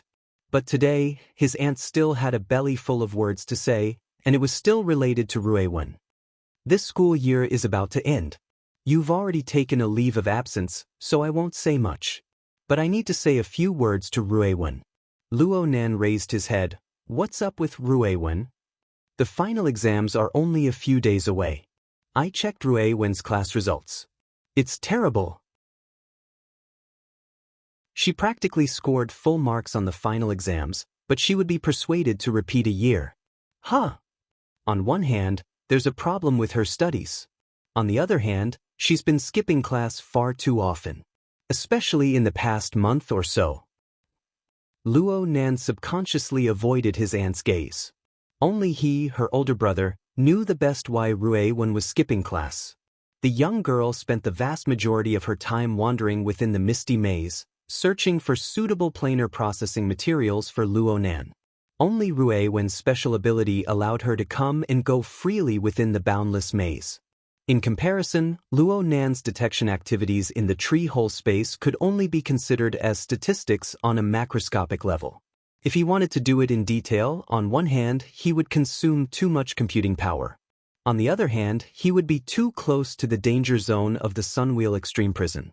It would be very easy for him to create another incident like the Daydream Nightmare. It was impossible for him to explain such a thing to his aunt, so he could only pretend to be an ostrich. Fortunately, Madame Luo Shuqing was also mentally prepared for her nephew's half-hearted approach, so she did not probe further. She only said, I know that you have your own circle, and what you do are those so-called big things that are beyond common sense. I can't interfere in this aspect. No matter what, society is a big classroom. You'll more or less make some progress if you've been in it for a long time. You've made a lot of progress, I admit. The question is, where is Rui Wen?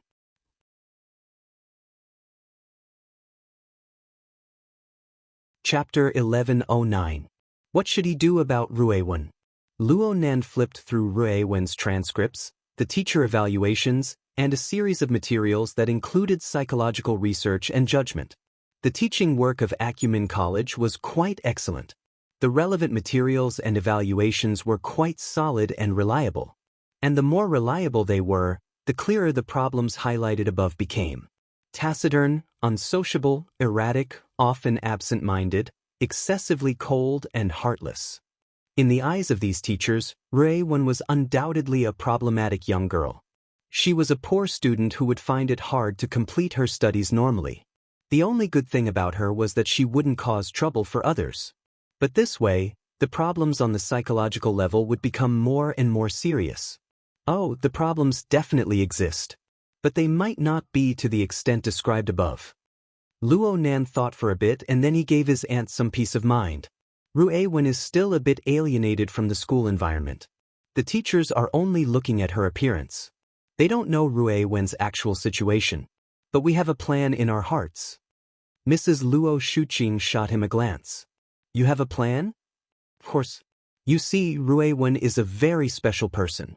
Even if you include all of her experiences in the underground fighting arena, it would still only be a trifling 3 years of time. A normally developing child at the age of 3 wouldn't even be able to speak clearly. Rui Wen's current reserved and silent appearance is already quite amazing. Of course, this should have a lot to do with her missing memories. Luo Nan had seriously considered Rui Wen's situation before. He was relatively optimistic. Her current problems are largely due to her previous amnesia. Her effective memories exist for far too little time. It's so little that she doesn't even have enough time to form a complete personality.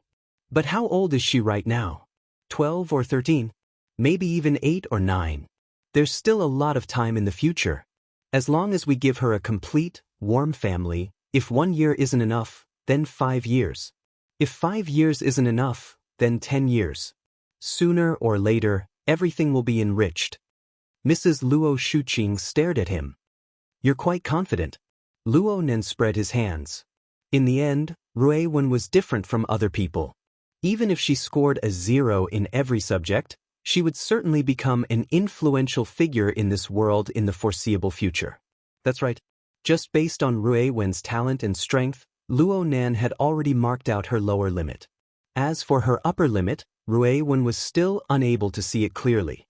In short, she was absolutely not bad. The problem now was how to explain it to his aunt. His aunt certainly had a bit of mental preparation right now, but Luo Nan couldn't rashly say that those kids whose grades surpassed Rui Wen were nothing more than clay chickens and pottery dogs in the eyes of this little girl. They wouldn't be able to catch up even if they rode a spaceship in the future. Such a statement was too stupid. Luo Nan could only adopt a delaying tactic. He chuckled and flattered. I have confidence in our family's environment. Just like me, a naturally awkward fellow. Isn't it pretty good now? I can't believe you still know. Of course I know. In Rui Wen's current situation, one is time, and the other is communication. We can only take our time. As for communication, it'll be better if we have a few friends of the same age or companions in the circle. In our circle, Rui Wen is the group's pet. Everyone loves her very much. She doesn't usually speak much at home, mainly because the age gap is too big. There's a generation gap. These kinds of words were obviously asking for a beating. Mrs. Luo Shuqing smacked Luo Nan, but she wasn't really angry. She turned her head and consoled herself. Recently, Emoya has brought her in and out of the recording studio. She seems to have gotten to know quite a few people. When I asked her when we got home, a few names popped out of her mouth. A few of them seemed to be young girls of the same age. But when I asked her to invite a few new friends over to our house as guests, she didn't follow up. Only now did Luo Nan know why his aunt was actually happy to see Rui Wen go to the recording studio. He laughed. Aunt, you can't be too hasty in your actions. Why is it like a blind date? Rui Wen needs at least a decade or 2 to get married. You've been training outside, but your mouth is getting more and more oily. Mrs. Luo Shuqing still wanted to give Luo Nan another slap, but she didn't do it in the end. Actually, I know that you and Rui Wen are both capable people. Capable people can eat no matter what. But in the end, the circle in which you two play around with your abilities is far too far away. Just like your father, mother, and grandfather. If they really could make a name for themselves in the wilderness, it would be fine if they didn't see anyone for a year or 2, or even 8 to 10 years. But in the end, they came back in such a sorry state, and then left in such a hurry. Mrs. Luo Shuqing suddenly froze when she spoke to this point. She soon forced a laugh. There's no need to talk about these things right now. You're much stronger than your grandfather and father. At least they don't have the ability to ascend to the heavens like you do. But Luo Nen didn't say anything this time, but he still got smacked in the head. He had an innocent expression on his face, but he already understood in his heart that his aunt's uneasiness originated from her lack of familiarity with the inner world. She didn't understand Luo Nan and Rui Wen's positions in the circle. Of course, if she really did understand, she would only be more worried. Luo Nan could only play dumb. He absolutely couldn't continue the conversation. Don't worry. I'll take care of Rui Wen's matter today. I looked at the process just now. At most, I just need to make a trip to the orphanage, the civil affairs department, and the school. Speaking of which, Wei Wu and that little Ji who just came over from the orphanage are quite close to Ruiwen. You saw it all yesterday. I feel that Ruiwen looks at the two of them like she looks at the crow that often circles outside our window. Luo Nan was actually speechless. Luo Nan left the house early, bearing the pressure from his aunt. Okay, it was impossible for him to just run over to the administrative window to do the procedures. After all, he was a boss now. Okay, he was completely unfamiliar with the relevant procedures. Plus, he was still a minor. He wouldn't be able to do anything even if he went.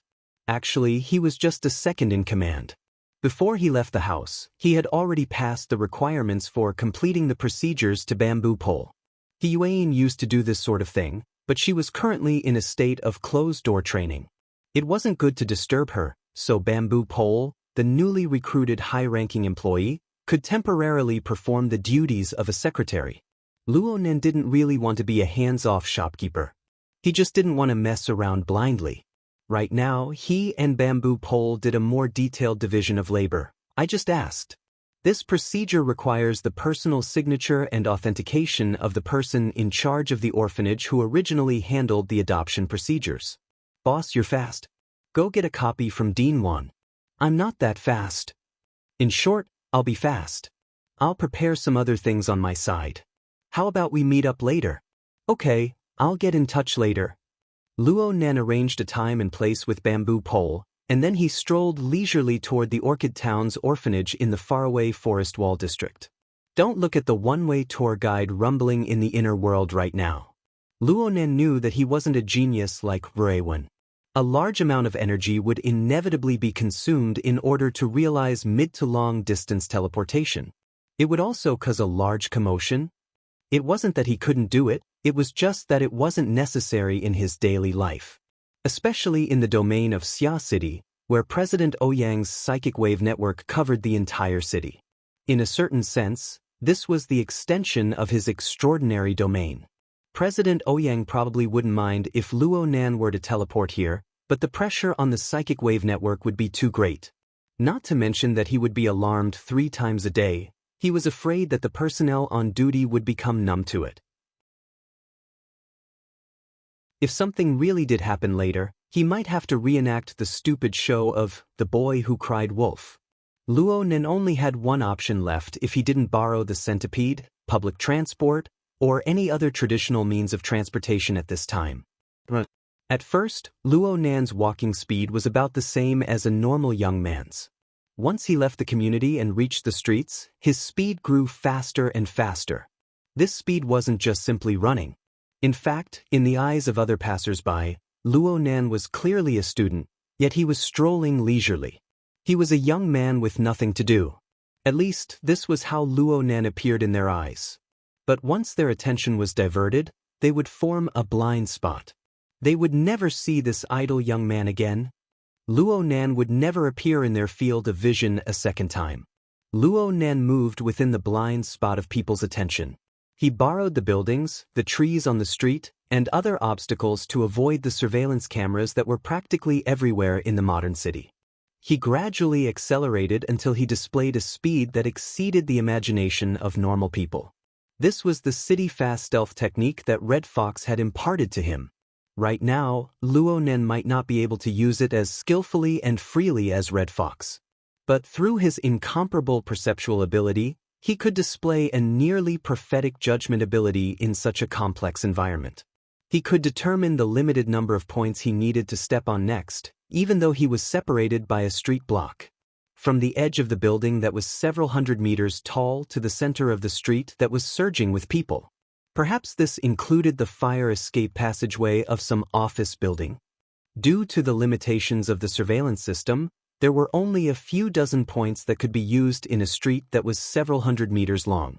And because of the movement of the stream of people, these points were still rapidly changing. Even with Luo Nan's current ability, he needed to go all out to speed along this special private highway. From his physical strength to his calculation power, he needed to mobilize and operate them all. He couldn't afford the slightest mistake. From Luo Nan's perspective, There was no more effective method of morning training than this. He urged his body and brain to move with all his might, slowly melting away his original limits. He formed a more detailed communication with the magnetic optical mica. Through a perspective that didn't belong to humans, he observed and analyzed these changes. He researched and even experimented with more possibilities for development. Luo Nan was even able to feel the control lines of the magnetic optical mica slicing up the structure of his body and soul. There was also a certain subtle magnetization effect. This made every second different from the last. Perhaps everyone was like this in essence, but people like Luo Nan, who possessed a distinct trend of optimization, were few and far in between.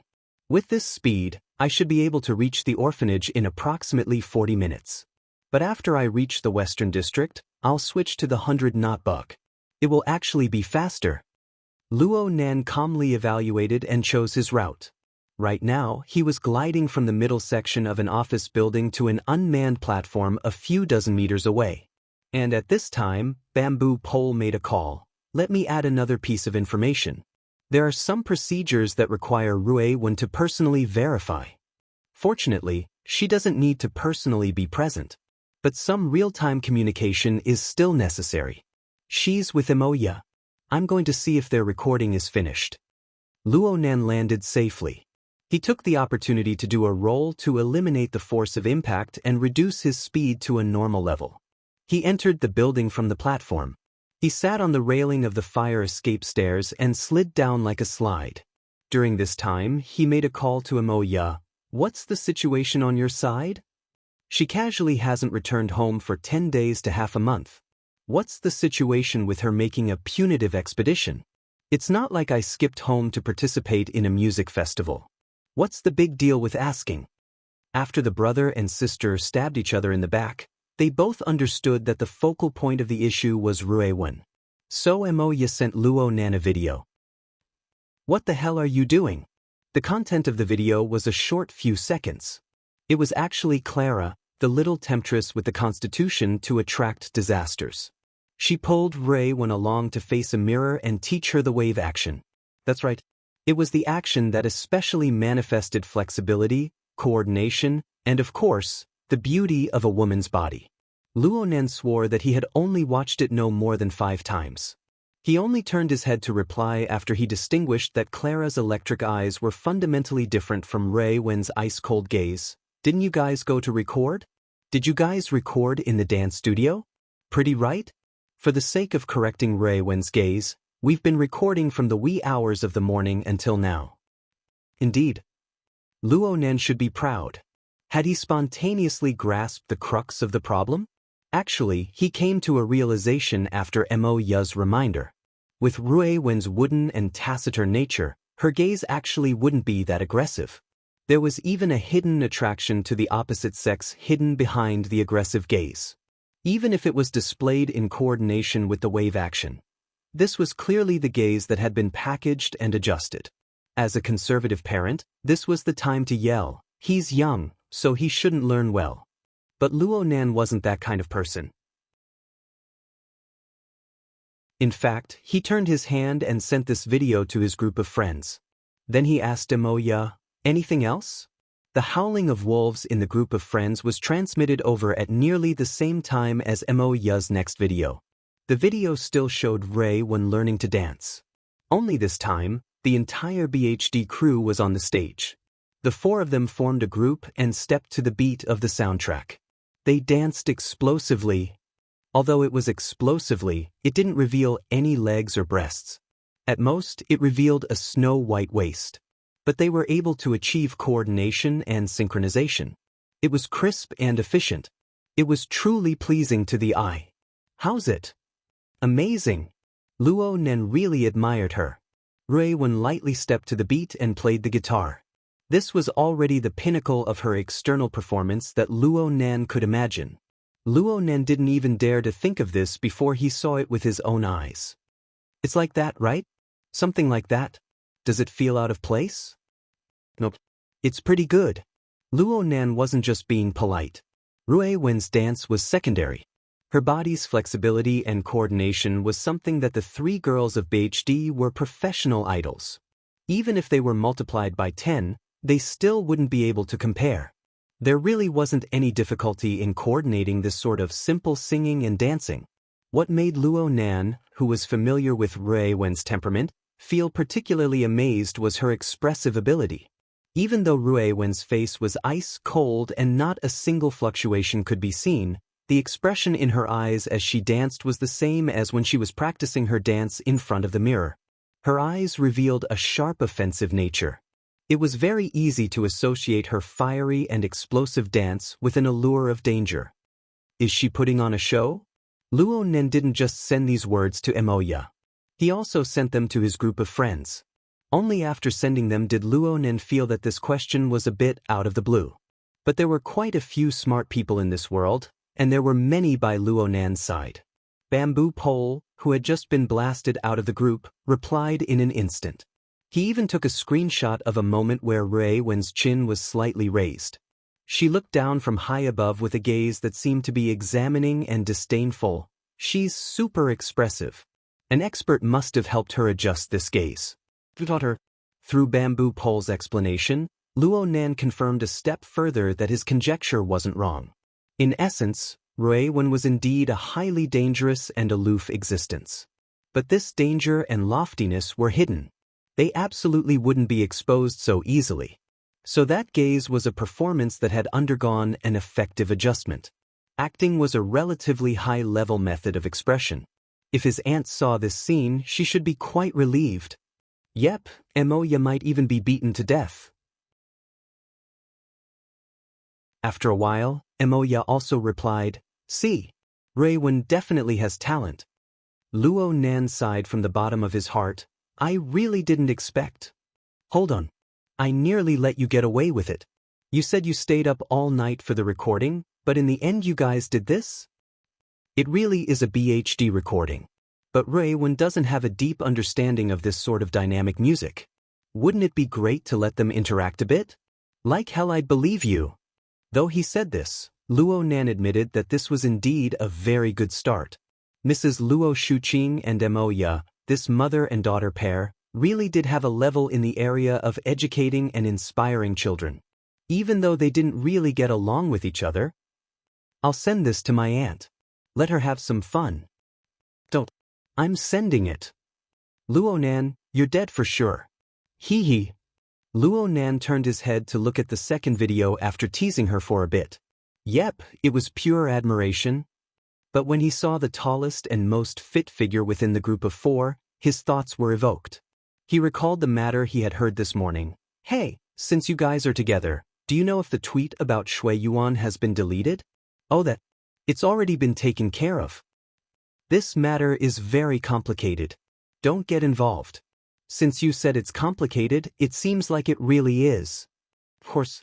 Speaking of which, in my impression, Shui Yuan should be the most worry-free. Why did you suddenly think of posting that? It's none of our business, but it's none of our business. Luo Nan was just about to ask a step further when someone tagged him in his friend group on the Hexier. Pay attention. Is there someone secretly taking a picture of that shadow in the mirror?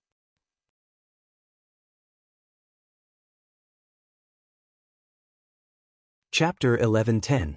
In other words, the same object was viewed by many people. There would always be some differences in perspective. Rui Wen's two videos sparked heated discussion in the friend group. The more people watched, the more details were dug out. The person who spoke was the professional bodyguard, Mr. Gouda. There was a large age gap between this retired soldier and the others in the group. He normally didn't speak much, but he was very sensitive to his profession. Later, he uploaded a video that had been intelligently edited. There was an eye-catching red circle circling the corner of the large mirror in the dance studio. There was a figure that wasn't all that clear, but it was real. The figure was hidden behind the half-open door. Clearly, Emoya had inadvertently recorded this fellow through the reflection of the mirror when she was filming this video. Luo Nen frowned. He turned around and sent the edited video to Emoya. Can you recognize who this fellow is? Is he from your company? Emoya replied a few seconds later, I can't really tell. Let me check. There should be surveillance cameras in the hallway. There really are some people in the company who send out internal videos in exchange for some cigarettes and alcohol money. Oh, it's also possible that he's an Saising fan. If he can enter the company, then he really does have remarkable abilities. An Saising fan. According to Luo Nan's limited knowledge, a small group like BHD didn't have any Saising fans in the entertainment industry. But when they did, they were often extreme characters. Of course, they wouldn't commit murder or arson. If they truly had strong evil intentions, Ray-Wen would be the first to find out. Don't be careless. Let me know when you get the results. Luo Nan began to speed up once more. I'll go help Ray-Wen with the procedures. What procedures? Luo Nan gave a simple explanation. Emoya chuckled on the other side, but she didn't say much. She casually sent Luo Nan a live video from the recording studio. From the video, it could be seen that whether it was Ray-Wen or the BHD trio, their working conditions were quite good. Not a trace of exhaustion could be seen from their sleepless nights. Perhaps it was the dance exchange from before that made them all excited. Let it continue like this. Luo Nan restarted his morning exercise mode. Things went as he expected. After passing through the congested section of the city center, he rode the 100-knot bug and arrived at the Forest Wall district in less than half an hour. He saw the Lawn Town Welfare Institute hidden within the original mall. Luo Nan entered the entrance hall personally designed and built by Dean Wan and the children. He noticed that there were many unfamiliar faces in the rather modeled historical reception room to the side. Dean Wan glanced over from within the reception room. Luo Nan didn't say anything. He just pointed upstairs as a sign. He knew that the people in the living room all had serious expressions on their faces, but it was not a bad atmosphere of collecting debts, so there was no need to disturb them. The only thing that stood out was that Luo Nan saw. Di Weiwu was sitting upright in the room. Luo Nan could tell that he was having a hard time. Luo Nan had a few guesses when he saw the situation and thought of Bamboo Pole's report from this morning. He never thought that this wave of guests would be quite tactful. They took the initiative to say their farewells when they saw Luo Nan come over. Dean Wan didn't bother with pleasantries. He got up to see the guests out. Di Weiwu was the first to run out. He was so excited that he couldn't stop himself. He crashed into Luo Nan's arms. Brother Nan, you must have skipped class. Luo, you are. You are. Di Weiwu wailed. There are 2 more months. My life is going to be distorted. Take a look at Jia. I think he's a good role model. In fact, the vast majority of people yearn for that kind of educational opportunity. It's the vast majority of parents. Di Weiwu's unreasonable pestering amused quite a few people, including the departing guests. Dean Wan just nodded to Luo Nan. You came a bit earlier than I expected. I just came to see if you signed it. If you're done, I'll just take it and leave. The hard copy is ready, but it looks like it needs to be verified online. Wait a moment. You do what you need to do. I'll give this kid Weiwu a lesson first. There was nothing wrong with this conversation, but the guests who were about to leave were a bit more sensitive. Someone asked, online signature? Do you need to go through the vagrant adoption procedures? A relatively young woman stopped and revealed a smile to Luo Nan. Classmate, you came by yourself to get the procedures? You're so amazing. Are you also a vagrant? It had been a long time since someone had spoken to Luo Nan like this. The corners of his eyes twitched subconsciously. Yes, it must be because of his voice-changing period. Also, his chin had begun to grow a bit of a beard over the past few days. His face still looked too tender. Luo Nan had a good temper. He just laughed and shook his head. I'm not. Then he led Di Weiwu upstairs. The little fellow was pulled away, but he still turned his head to back up the conversation. Brother Nan isn't a vagrant, but he takes good care of me. The woman didn't stop him. She just turned her head to speak to Dean Wan. Mr. Dean, we aren't forcing the hospital to do anything. We just hope that everyone can assist us and do some thoughtful work. We want a child like Weiwu to get online and find his family. He won't have any regrets in life. We will also pay great attention to the privacy of the relevant personnel. What's online? Luo Nan had some doubts in his mind. He asked Di Weiwu, but he was afraid that the little fellow wouldn't be able to explain it clearly. He simply threw this question into his friend group. The friend group has almost become a work group these days. Bamboo Pole's ridicule was completely unconvincing in front of the nutritional products he forwarded. But this didn't stop him from doing proper business. He was still the first one to provide effective information. I was just about to report to you, boss. Right now, the organization level of Xia City's protest group is clearly on the rise. And there's a phenomenon of connecting with other cities. Internet Explorer is one of the most important symbols. This thing sounds familiar. Octopus popped his head out and interrupted, I think I've seen it somewhere before. If you've seen it before, then it means that you've been to the Vagrant Exchange quite a bit. And you've messed with their internal network quite a bit. Meow. Octopus's voice was a bit messed up. Luonen also frowned. He had seriously researched the Vagrant Exchange a while ago. The question bank. He really didn't see any relevant information. What's this website used for? It's probably equivalent to a platform for finding people. Bamboo Pole began to send screenshots to the group. In the beginning, Online Wanderer was a social networking function module placed on the Vagrant Exchange's intranet. It was probably a reaction against the mainstream secrecy. But the response wasn't that great. After all, very few people would take unnecessary actions after accepting the Vagrant Exchange's unique private credit system. I don't know when it started, but someone borrowed the function of this module to develop a fill-in-the-blank game. It's probably about uploading basic information about a person and their family. Then it was continuously expanded and perfected to form a relatively complete relationship and social network. Of course, this was done at the cost of exposing other people's privacy. Then, perhaps because there were too many blanks in the fill-in-the-blanks game, the more people filled in the blanks, the more difficult the game became. It seemed to be proof that a lot of unknown missing people had appeared among the vagrants who returned to the city, which aroused the interest and suspicion of many people. Gradually, the case started to spread. Recently, someone in whose city has launched an activity. They encourage all vagrants to upload information related to themselves and their relatives. This is to form a relatively complete network of relationships, so as to fully reveal the blanks in the network. Clearly, this wind has blown to Xia City. Octopus chuckled. The legendary missing immigrants and vanishing relocation. Luonen didn't know if Octopus remembered the conversation on the platform yesterday.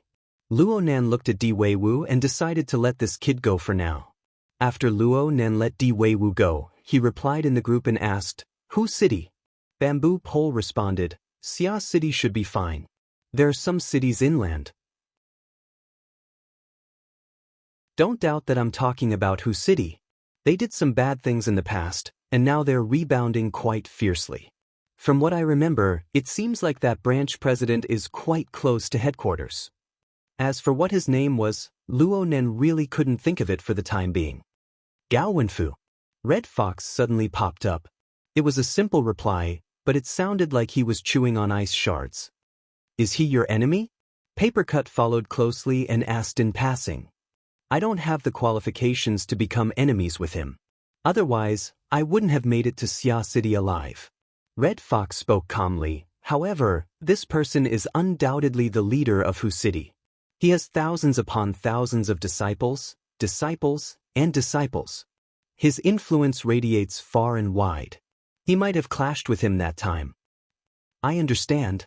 Luonen thought for a moment. He didn't have a deep impression of this person.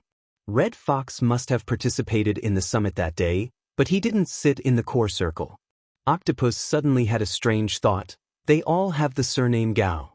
Celestial Master Gao and Brother Gauda, are you related to them? They're out of my league. Gauda's answer was very simple. Dean 1 had already sent off the guests at this time. He came up to help Luonen complete the signing and authentication procedures. Though it was complicated, it didn't take much time. Luonen took the opportunity to ask about the origins of the guests. Sure enough, they came from the vagrant camp in the Trigate district. They even specially hired a very famous social activist. She was the woman who had asked the question. It looks like this demonstration won't stop anytime soon. They can't be going door to door to check the vagrants who have entered the adoption process, right? Dean Wan shook his head. Right now, they hope to establish contact with the vagrants on this channel through various welfare homes. It can only be said to be a request. Their attitude is okay. It's also possible that the minor vagrant children aren't the main focus of this activity. Is it because the majority of the missing are adults? Dean Wan nodded silently. Luo Nan let out a breath and didn't say anything more. Though the current vagrant demonstration and other events were equivalent to adding chaos to Luo Nan's global census from a certain perspective, Luo Nan didn't care about this. He wasn't the instigator of the chaos. People who were worried about the chaos often doubted their ability to uncover the truth. Luo Nan was very confident in himself. Thank you, Dean Wan. I'm going to continue with the procedures. Wait a moment.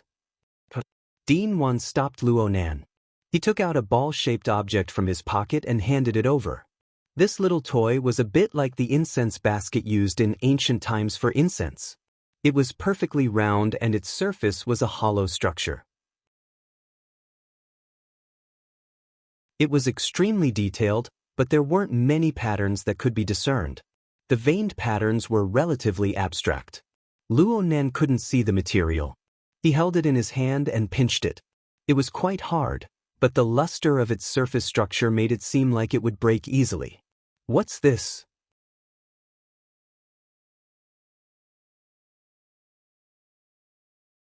Chapter 11:11. Dean Wan thought for a moment. Let's call it the seismograph for now. Thanks to you, I was able to make a trip to the 70 format laboratory. I more or less gained something. This was the truth. However, Luo Nan rarely talked about this information with Dean Wan. He just had a tacit understanding in his heart. Suddenly speaking of this aroused Luo Nan's curiosity. I've never asked Dean. Have you found the source of the divine revelation? I haven't. Dean Wan never denied that his extraordinary power and knowledge came from the divine revelation he experienced in the wilderness. He had been diligently seeking these past few years, hoping to find the true source of all this. Unfortunately, he didn't succeed this time. Dean Wan himself was quite calm. Order doesn't equal smoothness. Perhaps it's just a confirmation of our current ignorance. Dean Wan's words were sometimes even more awkward than Luo Nan's. However, Luo Nan had a conjecture regarding his understanding of the God's revelation. The core of the grassroots organization of the order of creation that Dean Wan had created had far too many similarities with the school of creation that Luo Nan had come into contact with at the relay station. If the worn-out spaceship outside of the Sunwheel prison was added to the traces of information projected to Earth's spacetime, Luo Nan couldn't help but suspect that Dean Wan's divine revelation overlapped with the research direction and target of his own family to a considerable degree. However, he couldn't divulge this conjectural information for the time being. It was very likely that Dean Wan had already sensed it. Yes, this was tacit understanding. Dean Wan explained the design of the seismograph. My experience in the laboratory gave me some inspiration and stimulation. You know, it's unavoidable to feel that the space-time environment we are in right now isn't particularly stable. Luo Nan went, Then he laughed. Dean Wan continued, after returning to Xia City, that feeling lingered around me. I don't know if it's real or just my imagination, so I made this thing, hoping to verify it. It's mainly based on what I've seen and heard in the laboratory, and with reference to the environment on both sides, I made a sensor device. Of course, I'm still lacking a layer. There are many parameters that I can't fill in. If possible, you can try to complete it. Though Dean Wan's explanation was not clear and direct, Luo Nan still understood. This should be a part of Dean Wan's experience after coming into close contact with the Misty Labyrinth. Dean Wan used the creation technique he was most proficient in to form a tangible object. Without a doubt, this was a good opportunity to observe and understand the Misty Labyrinth from a different angle. Of course, Luo Nan accepted. I'll go back and study it. I'll go back and do some research. The two of them did not exchange any pleasantries. Both of them were pure researchers, and most of their communication was through the products under their hands. Luo Nan tossed the seismograph up and down. The reason why it was called this was because Dean 1 was quite certain of the relationship between the misty labyrinth and the Earth's local spacetime. At this moment, Luo Nan involuntarily thought back to the series of research that Peony and the others had done in Spring City some time ago. There was also the poetic metaphor of the wheel that ran over time and space. Alright, I have to admit that there are many capable people in this world. By the time Luo Nan and Bamboo Pole met up in front of the SCA office building in Xia City, it was already around 11 o'clock in the morning. By this time, they could go to the government department to go through the normal procedures. They could find a restaurant outside to get ready, eat their fill, and come back in the afternoon. Of course, Luo Nan didn't need to do this. By the time he arrived, his temporary secretary, Bamboo Pole, had already straightened out the procedures and people on this side. What Luo Nan needed to do wasn't just simple procedures. He needed to make further adjustments. Boss, you should have some sense of privilege. Bamboo Pole, who had just finished a round in the building, naturally pushed the problem of his busy morning to his boss, who had provided him with a generous reward. You should know that your entire family is a member of the SCA's high-level authority group. When it comes to the protection of identity information, there is a corresponding clause. In fact, when you were asked to go through the procedures this time, you could totally slap the relevant personnel in the face and question him, why was our household registration information leaked? Bamboo Pole had ample talent for acting. He really did have the appearance of a hedonistic young master. Luo Nan laughed when he saw this. It was the SCA official who accompanied Bamboo Pole and waited for Luo Nan's arrival. His expression was hard to describe. Luo Nan also knew this person. He was Deputy Chief Hu of the Xia City branch of the SCA. Last year, Rui Wen's identity was verified by him. This time, he was the one who came forward to receive her. His intentions were very obvious. In the end, he was a colleague of his uncle. He seemed to be someone who knew He Yuan. Luo Nan spoke softly. If you want to slap me, I have an SCA employee at home, but he's the only one who would slap me. Plus, this matter was mainly because too much information was leaked to the school. Rui Wen's identity as a vagrant was a cover. She never thought of hiding it from others. Bamboo Pole nodded. But I still suggest that after this matter, the measures to protect identity information must be strengthened. Perhaps this little trick will be completely useless against a true adversary, but at the very least, it won't be a waste of time for inexplicable reasons. You're right. Chief Hu, I'll have to trouble you from now on. No trouble at all. I'm ashamed to say this, but our service really isn't up to standard. Deputy Chief Hu's attitude was even more humble than the last time they met. He led the two inside. Luo Nan didn't actually need to personally handle the specific procedures. Luo Nan had already given the SCA and the government system of Xia City a gargantuan amount of face by sending over Dean 1's personal verification. Under Bamboo Pole's mediation, what Luo Nan needed to do right now was basically to negotiate and question. Of course, neither Luo Nan nor Bamboo Pole paid much attention to it. They changed the subject on the way. I made a little discovery just now. It's related to our cute, beautiful housekeeper, Miss Shui Yuan. Didn't you mention something about the game network? I just went up to do a bit of research. She's up there? So she's a vagrant. Luo Nan immediately had a guess. Moya had said something in the morning about being confused when one is involved. Bamboo Pole nodded. She's not just a vagrant. She's quite a senior in the game network. What I'm trying to say is that she was already registered on this website before it became famous. She probably just left the circle. Is she a member of the exchange? That's not it. I also did a bit of research. Miss Shui Yuan is a relatively rare city migrant.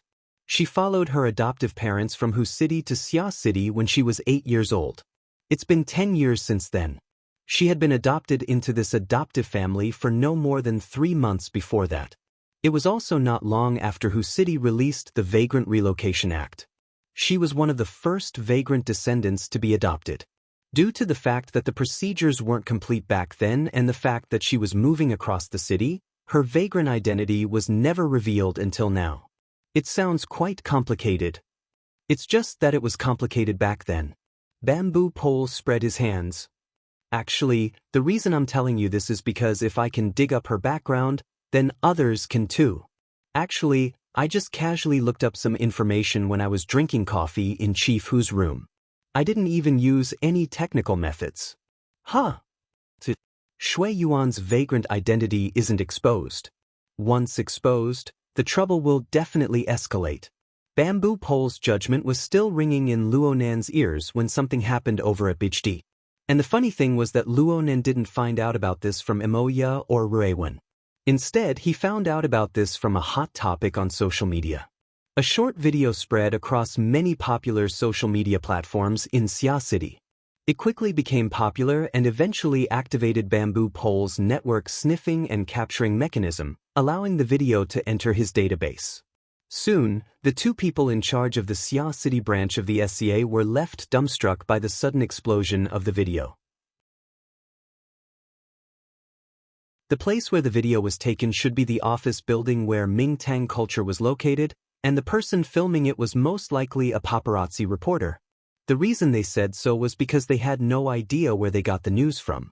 They blocked the elevator entrance and accurately captured the BHD team. From the video, it could be seen that the paparazzi were clearly heading for Shui Yuan. Their mouths were full of words like vagrant, protest, mutant infection, quarantine policy, and other words that had nothing to do with the entertainment industry. The questions they asked weren't up to par. They just picked out the most exciting things to say. Look at the trio from BHD, especially Shui Yuan's reaction.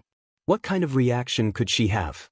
The trio from BHD, who had just made some progress from being an amateur, had never seen such a spectacle before. Their beautiful faces turned pale for a time.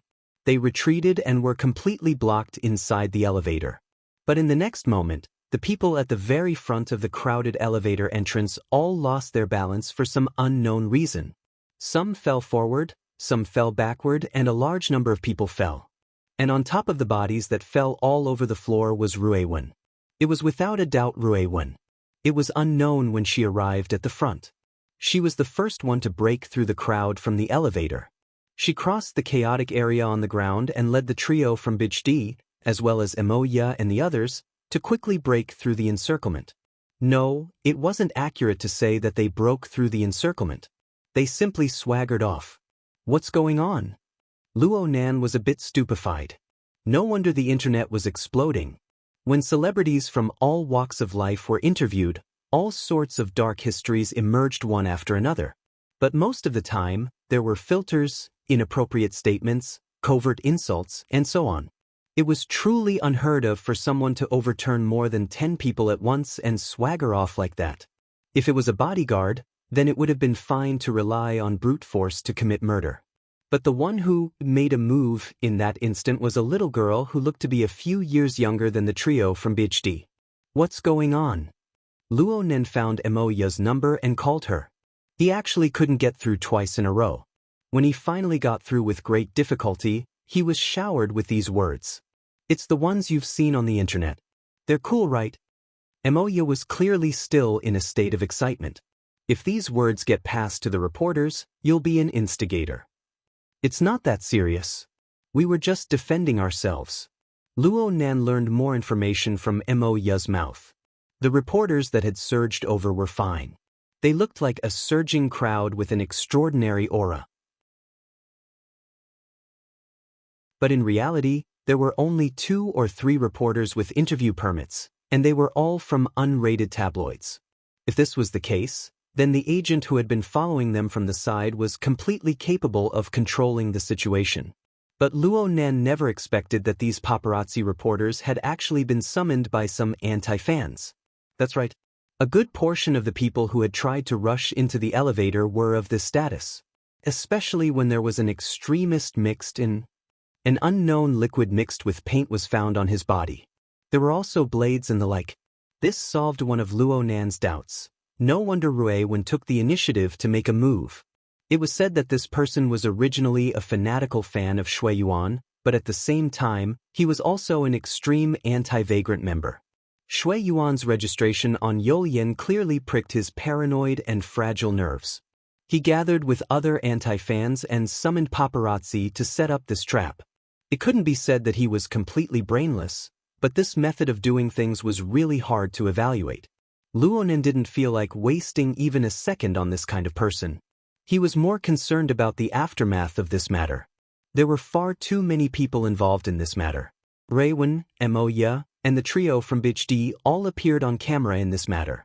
And from the perspective of the people in the entertainment circle, this sort of sharp rise in negative popularity was absolutely not a good thing. Luo Nan and Bamboo Pole glanced at each other. Bamboo Pole had just walked through Luo Nan's online information database. Bamboo Pole turned to reveal a serious expression. A dam of 1,000 miles can collapse because of an ant's nest. Without a good beginning, the entire matter is destined to be utterly terrible. Look, this is the trouble caused by you people letting the high-level privileges go unused. Luo Nan shook his head and directly got up. You guys talk. I'm going to take a few calls. This short video began to ferment in Luo Nan's circle of friends and relatives in the time it took to make a few phone calls. Many people, including Luo Nan's aunt and uncle, called to inquire about the situation. There were even more calls from Moya. There was no need for a professional like Bamboo Pole to make a move in the group of friends.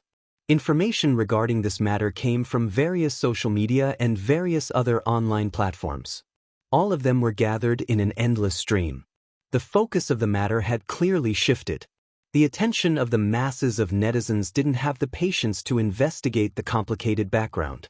Who was Shui Yuan from the BHD group? Why did they dare to do such a thing? Why did they do such a thing? It would be hard to get any results without waiting for a few days. The true focus came directly from the video. Who was that young woman who overthrew the reporter and swaggered off? And then a certain busybody took a screenshot from the chaotic video. The popularity of this matter began to rise sharply. The main character of the screenshot was Raewon. The focus was on her actions, but the core was her eyes. That cold and even empty gaze of hers when she overthrew the reporter in an instant. Even someone like Luo Nan, who knew her inside out, felt his heart tremble when he saw it. Of course, the essence of everything was still her appearance. Although Raewon wasn't the stunning type, her skin and bones were excellent. Moreover, she possessed a body and soul structure that exceeded that of a normal person's level of life. She was truly a flawless beauty without any blind spots.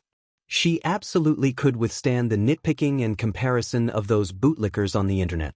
All of this was quickly streamed on the internet this morning with the dance practice video of Raewon and the BHD group. It caused a further commotion.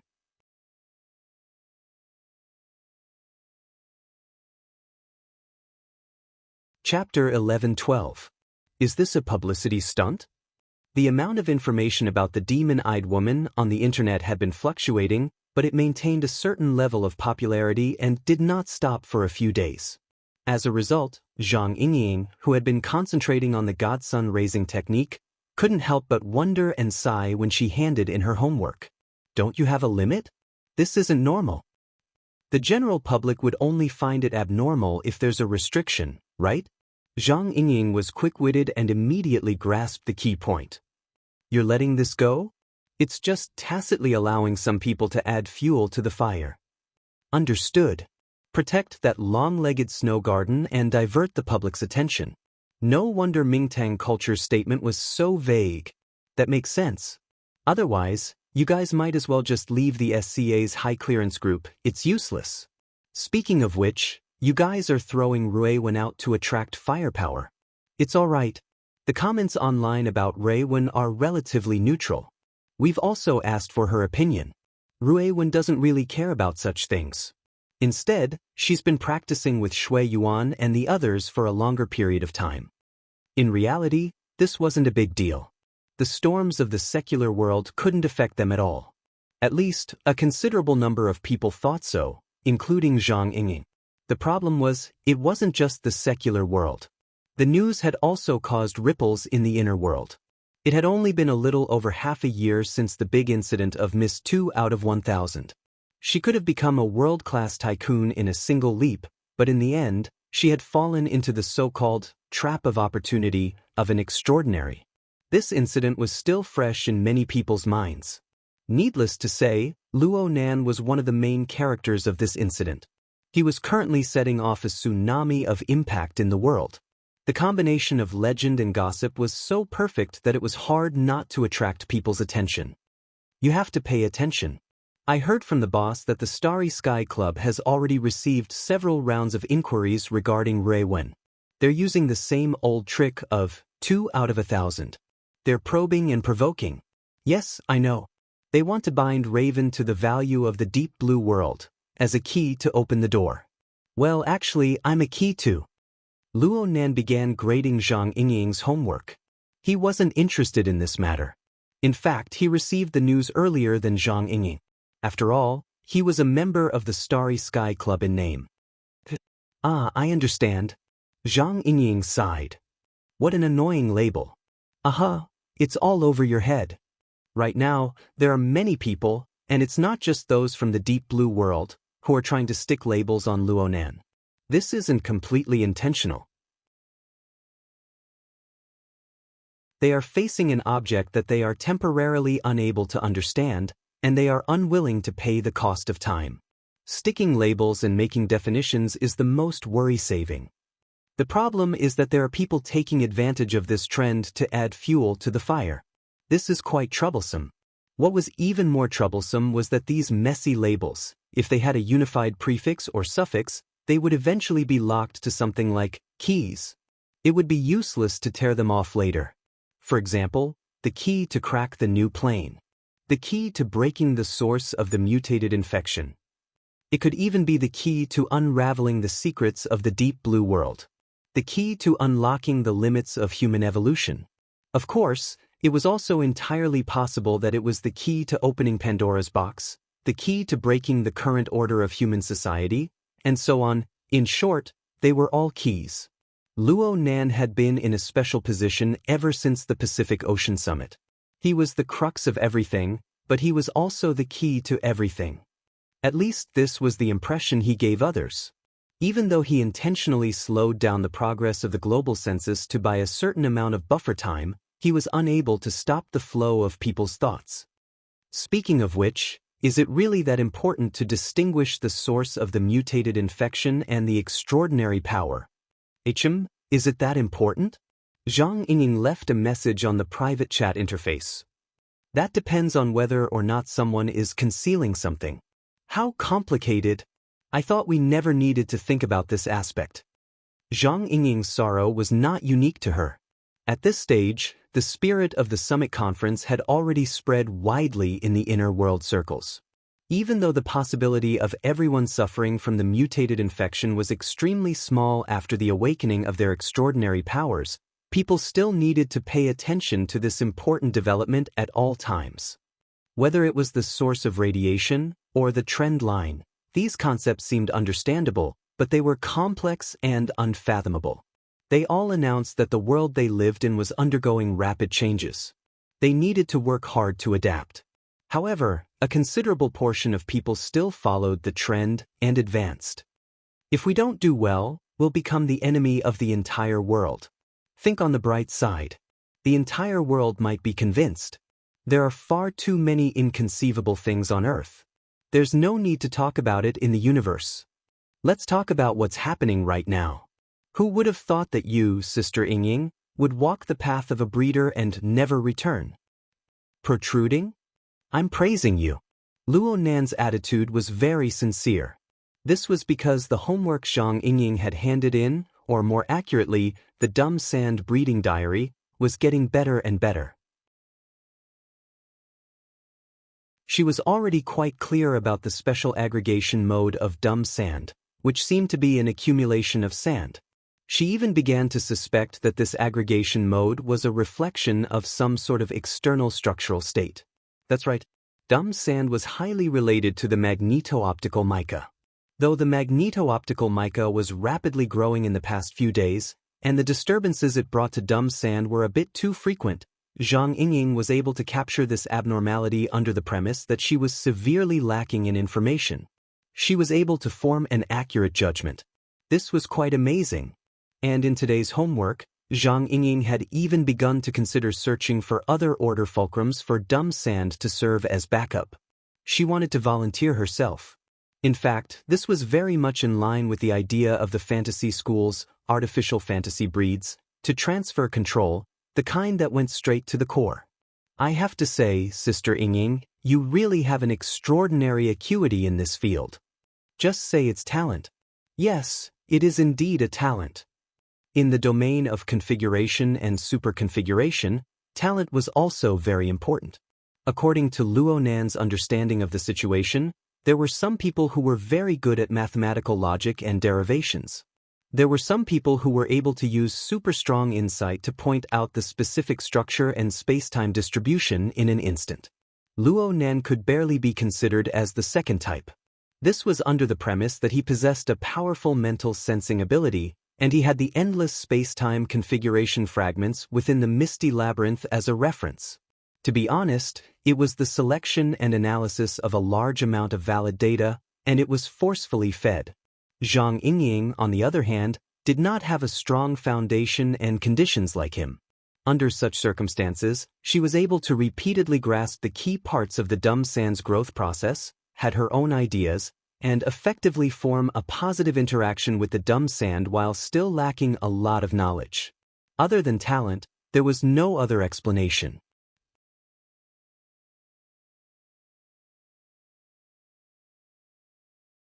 Chapter 11:13. Forgive Luo Nan for being biased. From his perspective, White Rainbow was an innate ability that had yet to push Zhang Yingying to B rank. There was no way it could be mentioned in the same breath as her outstanding talent in configuration and superconfiguration. Did Her Majesty Empress Wu make an error in judgment? Similar thoughts surged into his mind once more. Luo Nan did not use the fact that Earth lacked configuration before he came into being, especially the theory of superconfiguration. From his perspective, this shouldn't be a problem for Her Majesty Empress Wu. Forget it. I don't think. Luo Nan had already graded Zhang Yingying's homework and discussed a few specific details. In the end, he asked, "Do you want me to open up an experimental area for you in the Bloodwill Rings fortress? I see that you've already begun to consider the problem of a simple configuration's systematic aggregation, but you don't dare to perform overly extreme experiments on dumb sand. Then you'll need to find another suitable target." Zhang Yingying used exclamation marks to express her emotions. Are you going to use the people of the branch as lab rats? Are you going to bring the Bloodwill Rings fortress to life? Just from this question alone, it could be seen that Zhang Yingying had a plan in mind. She had captured Luo Nan's train of thought. It shouldn't be too difficult to use the Bloodwill Ring as a basic unit to create a simple consciousness system. After all, the structure of the Bloodwill Ring is simple, and the investment in soul strength is limited. There won't be any problems. Luo Nan was certain in his mind. Right now, the fortress has more of a creation component. The flavor of fantasy is too light, and it's a relatively shallow application. It's a bit of a waste of resources. Also, it's easier to filter out people like you, Sister Yingying, who possess the gift of configuration and superconfiguration. The chances of this are small, but there's no way to go wrong with this. Do what you want. Zhang Yingying decisively gave up on her plans to investigate further. In this domain, Luo Nan was the authority of authority. In this domain, he was the only authority on Earth. No one could compare to him. She would just do whatever Luo Nan said. Then I'll start making preparations. Luo Yanwei, tell President Ouyang, Gao Tianshi, and the others. They've been very tight these past few days. I don't want them to treat me as a spy because of a miscommunication. There were quite a few ability users in Xia City, especially those with fleshly bodies. It was better to use the psychic wave network to construct the Ring of Bloodwill. Recently, the branch had been researching the connection between the psychic wave network and the Ring of Bloodwill. Luo Nan responded with a grunt, then he asked curiously, President Ouyang, why are you so nervous? You don't know. Mola, who came over to visit his family, has been going in and out of the psychic wave network. He seems to be doing some tests. With such a top-notch assassin beside you, no one would have a good time, right? Can't we just chase her away? The problem is that President Ouyang also wants to take this opportunity to improve the infrastructure of the psychic wave network and upgrade it. That's up to you. Speaking of which, you really don't take it seriously. Luo Nen replied with a puzzled emoji. Don't think that just because you brought out the name of a global census, others will look at the whole world like you. That Mo La and many others might think that you are trying to divert the attention. Now, if you stop at any place for too long, someone might suspect that there's something wrong with that place. There's already a rumor outside. You're talking about the new plane, right? I don't care what other people think. Besides, their thoughts can't be wrong. Sigma degree, retract. Retract. Retract the information. Didn't you see the research results of Professor Wu Zuanliang and Peony's team?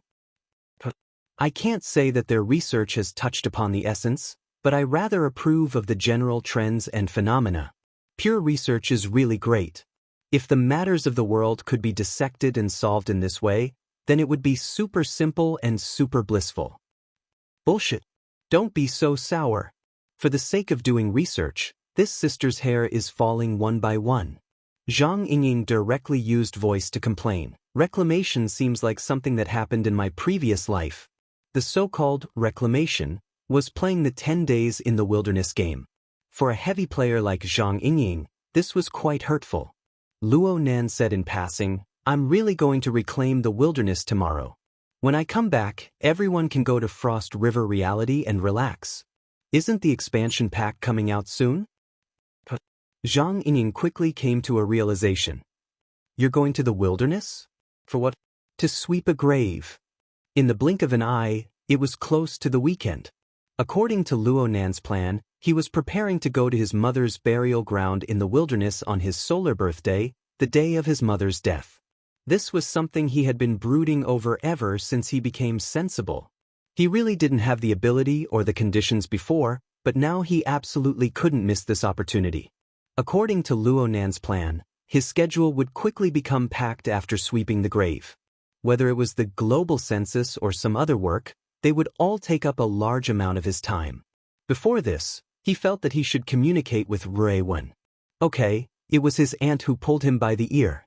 She wanted him to care about the mental health of his little sister, who was at the heart of the struggle. It was obvious that Rui Wen had been excessively cold and calm these past few days. This made his aunt more and more unable to grasp the little girl's thoughts. Frankly speaking, Luo Nen didn't really understand. So, after grading Zhang Yingying's homework, Luo Nen turned around and went to Rui Wen's room, the small room at the end of the corridor. Rui Wen, I'm coming in? Everyone's sensory abilities were extraordinary. This greeting was just out of courtesy. Luo Nan directly pushed open the door and entered as he spoke. Though it was already night, the lights in the room weren't turned on. Rui Wen was used to the silence of the dark. Normally, when she was at home, she would just stare blankly in the corner of her room. Right now, this sort of time was becoming less and less frequent. This was because the majority of her energy was placed on exploring the misty maze. Rui Wen's gaze fell upon Luo Nan's body the moment he entered the room. It was like a corner of the starry sky under the serene curtain of the sky, seemingly dark yet bright. After a brief pause, a faint blue light replaced the room. It was the light of the virtual work area. Today I've discovered something. Luo Nan discovered very awkwardly that it would be very difficult for him and Rui Wen to have a heart-to-heart talk to continue. The reason was none other than that Rui Wen wouldn't pour her heart out to him.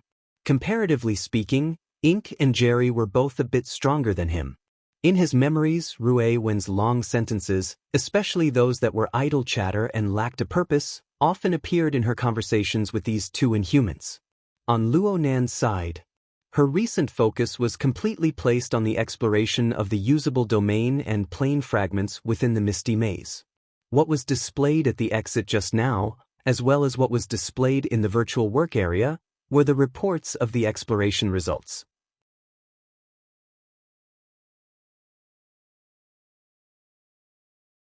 Chapter 11:14. I didn't come here to ask about the progress. Luo Nen really wanted to say this to Rui Wen, but doing so would be too deliberate. It would make the following exchanges more difficult. He could only grin. What did you discover?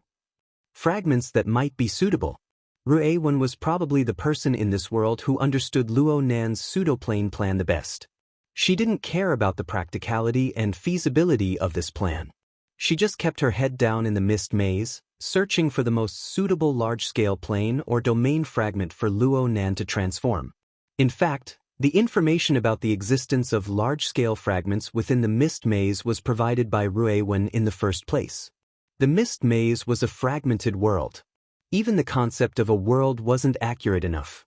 It simply didn't possess the structure to bear material substance.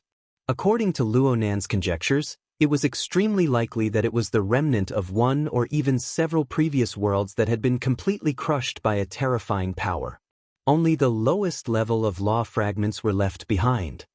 These were originally untouchable. At the very least, it was impossible for Luo Nan to come into contact with them with his perceptual abilities back then. The reason why an environment like the Mist Maze was formed was most likely because it was connected to the space and time of Earth. It was infected by the space and time here. Perhaps it was also coupled with the powerful radiation of Sunwheel Hell to complete the outer shell seal. Only then was there the scene of haze and sandstorm that could appear before Luo Nan and others. Luo Nan had already caught a glimpse of these possibilities after cultivating the magnetite mica jellyfish and borrowing its special clairvoyance mode. However, he still needed to utilize his own visualization and configuration construction abilities of the large coordinate system to move within the mist maze. He needed to open a path in the mountains and build a bridge in the rivers. This kind of mode was bound to have great limitations. Or perhaps it could be said, the mist maze only displayed Luo Nan's appearance as an existence. When he tried to construct a fulcrum for his existence, he had already formed a permanent change in the mist maze. This was a bit similar to the predicament other ability users faced when facing the storm of the Abyss region. Only Rui Wen, with her inconceivable talent of body and soul fusion, could transform into a similar form of existence. She could travel relatively freely in the misty maze, and she could even capture the relatively complete space-time signals within, resonating with the overlapping and distorted waves. If the compatibility was high, it was even possible to teleport to the other side. Generally speaking, fragments that were able to emit and retain a relatively complete signal in a highly complex and chaotic region were all fragments of a larger scale. Rui Wen had followed this train of thought to explore the depths of the mist labyrinth, and the results were basically in line with her guesses. Luo Nan would occasionally be able to capture this sort of signal within the tree-hole space that he had constructed himself. But he blushed with shame. The precision of his probing was far inferior to Rui Wen's natural talent. Therefore, the main force of exploration at this stage could only be Rui Wen. Frankly speaking, the process of Rui Wen's perception, resonance, matching, and even teleportation was hard for Luo Nan to understand with his current level of understanding. He only knew that there were certainly risks involved. Rui Wen would suffer minor injuries from time to time during the exploration process. It seemed that the degree of matching and resonance wasn't enough, and the forceful teleportation was the result. For this reason, Luo Nan gave orders to Rui Wen, telling her to avoid impatience. At the same time, Luo Nan treasured the results of Rui Wen's exploration very much. Every time, he would thoroughly research and completely deny the feasibility of the modifications. Only then would he stop. Let's take a look first. Rui Wen gradually changed her method of communication due to her relatively poor ability to express herself. She no longer reported verbally. Instead, she used the notes she had prepared beforehand. It was very clear that Rui Wen had absorbed Luo Nan's note-taking methods in recent times. The presence of graphics far exceeded that of words within the contents of the notes. It was just that Rui Wen's note-taking abilities were built upon Luo Nan's solid foundation in sketching. Rui Wen's notes looked much more simple and unadorned. Alright. If Luo Nan didn't have a relatively complete understanding of the terrain of the misty labyrinth, it really wouldn't have been an easy matter to understand. Luo Nan scratched his head. He temporarily pushed aside the idea of how to communicate with Ruiwen. He did his best to translate the information that Ruiwen was trying to reveal from the concise graphics. You've made progress in drawing. Luonen first gave a word of praise. This wasn't a false statement. Ruiwen really had begun to feel a bit like drawing. At the very least, there was a set pattern. It was just that the structural model of the work area was a bit too simple. Also, why did the virtual work area lag one after another? This caused the graphics that Ruiwen drew to look a bit awkward. Hold on. This was an animation. Luonen captured the continuous changes in the graphics during the lag process. He was actually a bit pleasantly surprised for a time. It was rare for Ruiwen to ponder over some other ideas. Her train of thought was clearly becoming more and more lively. But then he was puzzled. It must be said that the drawing software that Ruiwen used did indeed have an intelligent animation function. It could automatically complete an animation trajectory after a limited set of settings. But it wasn't professional enough. It was fine if it was used for a normal business demonstration, but it didn't seem to fit well with this sort of schematic diagram. But no matter how unsuitable it was, it shouldn't have lagged, right? Could it be that the enterprise-level computing chip he bought for Ruiwen was a defective product? Luonen was now an engineer with professional insight after going through Workerjai's long-term tutoring. His first thought was to cut out from the page and prepare to look at the bottom level. Huh? Luonen blinked. All of this wasn't important. The page that appeared wasn't the simple desktop that he expected. Instead, it was unexpectedly garish. It was clearly the UI of some social media. To be more specific, it was a discussion area under a certain topic. The topic was also marked with special words and colors. The demon-eyed woman. That's right. It was densely packed with discussions related to the demon-eyed woman, which was to say Ruiwen. Looking at the automatic refresh rate, it was extremely enthusiastic. This was really a bit unexpected. Actually, 3 or 4 days had passed. Whether it was the crisis of Shui Yuan's identity and standpoint, or the demon-eyed woman incident, the popularity of these topics was steadily declining on the surface. It was just that in some small circles, disputes would erupt due to various stances or inexplicable differences, causing the local popularity to remain high. It was very clear that Luonen was looking at such a page. This sort of circle wasn't rare in cyberspace. But in any case, he needed to take the initiative to search for it, right? Truly, truly unexpected. So it turned out that Ruiwen paid a lot of attention to this sort of matter? Luonen looked at Ruiwen, and Ruiwen looked back at Luonen. Speaking of which, Luonen was already a bit worried that the little girl would fly into a rage out of humiliation. But when their eyes met, all he saw was pure and serene. On the contrary, Luonen was a bit embarrassed. Originally, this was a very good entry point, but he forcefully pushed it back. He was completely subconsciously covering up for Ruiwen. He cut back to the interface. It seems like I processed too much data. What the hell? Cover up my ass. But the matter was just this absurd. Luonen was clearly making things up, but what he said just so happened to hit the crux of the problem. While he was messing around with the drawing software, he saw that the back end of the drawing software was actually processing hundreds and thousands of drawings. Perhaps even more drawing materials. This wasn't a professional animation software. With such an enormous amount of data, coupled with Ruiwen's high requirements, it was naturally impossible to handle. The lag was born from this. Why are you drawing so much? Luonen understood as soon as the question left his mouth. It was certainly because Ruiwen wanted to ensure the detailed effects of this animation. He could see that Ruiwen really attached great importance to this new discovery. I'll download a professional software for you later. Instead of messing around with the software, it's better to go check it out on the spot. Ruiwen nodded, then she stood up. No, not now. There's no rush. Luonen finally recovered. He knew that if he were to return to the topic of the misty maze and continue the conversation, then the preset brother and sister night talk would basically fall apart.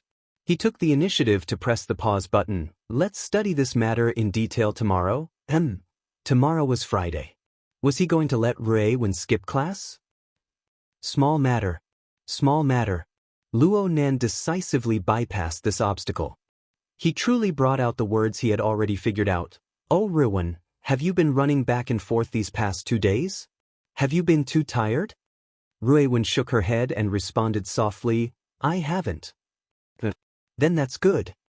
Luo Nan wanted to speak the following words, but he forcibly choked them off, making it hard for him to continue. This was because he suddenly came to a realization. He had just seen a new situation from Ruewen that he had never seen before. He had never even thought of this new situation.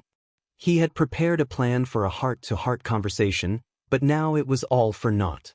At this sensitive time, the words spoken were like spilled water. It would be hard to take them back. Before this, Luo Nan really didn't think that Ruewen had any psychological problems. At least, he didn't think that his aunt would be worried about her. But right now, he really couldn't grasp it. He wanted to play it safe. At the very least, he wanted to discuss it with his aunt, who had rich experience in educating others. He also wanted to observe her a bit more. And so, Luo Nan could only start strong and finish weak. He said a few words of nonsense about striking a balance between work and rest and left in a hurry. Luo Nan was a bit at a loss after leaving the door. Going to find his aunt right now seemed to be a bit of an overreaction. Then, he simply gave Emoya a call. But the one who answered the phone was the manager of the Mountain Creek Band, the chubby Sister Meng. Mr. Luo? Emoya and the others are performing. They transferred their signal to me. Is there something you need? Oh, I forgot. It's nothing. It's nothing. Only now did Luo Nan remember that Emoya wasn't home tonight. She had a performance assignment. Luo Nan hung up the phone and stared blankly for a moment. He hesitated for a moment, but he focused his mental senses on Ruewen. From his perspective, this wasn't a big deal. He didn't do this in the past because he wanted to protect his privacy. He didn't want to make things awkward for Ruewen with her own outstanding perceptual abilities. But now, through the special clairvoyance mode of the magnetic photon mica jellyfish, he shouldn't be able to sense it, right? Ruewen shouldn't care even if she did sense it. Well, she wouldn't. Luo Nan cast his gaze over after completing the relevant mental preparations. Ruewen was still sitting in the corner of the pitch-black room.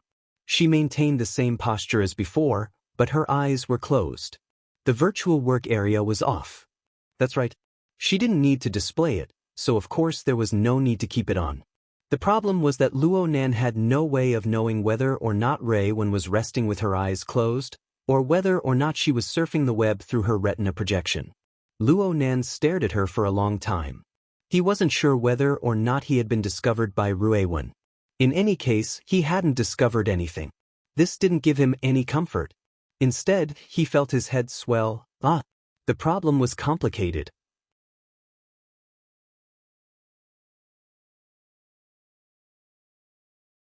Chapter 11:15. Aha, so you're losing your head out of fear right now? Emoya, who hadn't returned for an entire night, called Luo Nan the next morning. She laughed quite unrestrainedly after listening to Luo Nan's account. Luo Nan frowned. How could it be that serious? You're acting like this. You're like parents who have muddled along for over a decade. When their child is in his rebellious phase, or even later, they suddenly discover that their child is completely different from the growth model they expected. They feel that the product they nurtured for so many years is basically going to be scrapped. It's impossible to reforge it. Then they panic and despair, not knowing what to do. Isn't this the feeling? Luo Nan continued to deny. It's not that exaggerated. You're using this as an analogy. It seems like you've experienced it before. It's fine to just observe. Observe the mental processes of Mr. Mo Haihang and Mrs. Luo Shuqing a few years ago. You can more or less learn a few things. Of course, I've also gotten involved in this mess myself. Luo Nan's mind went blank. You. That's right. Did you forget? I'm the one who provided you with the Dream Fund. I funded a 10-year-old kid to do a drug experiment. Even though the results are pretty good and the return on investment is super high, I was quite anxious when I recovered from my second chunibyu. So your funding was the choice of a chunibyu? Could it not be? In order to take care of your so-called dream, there was an extremely high possibility of harvesting a younger brother who overdosed on drugs and died.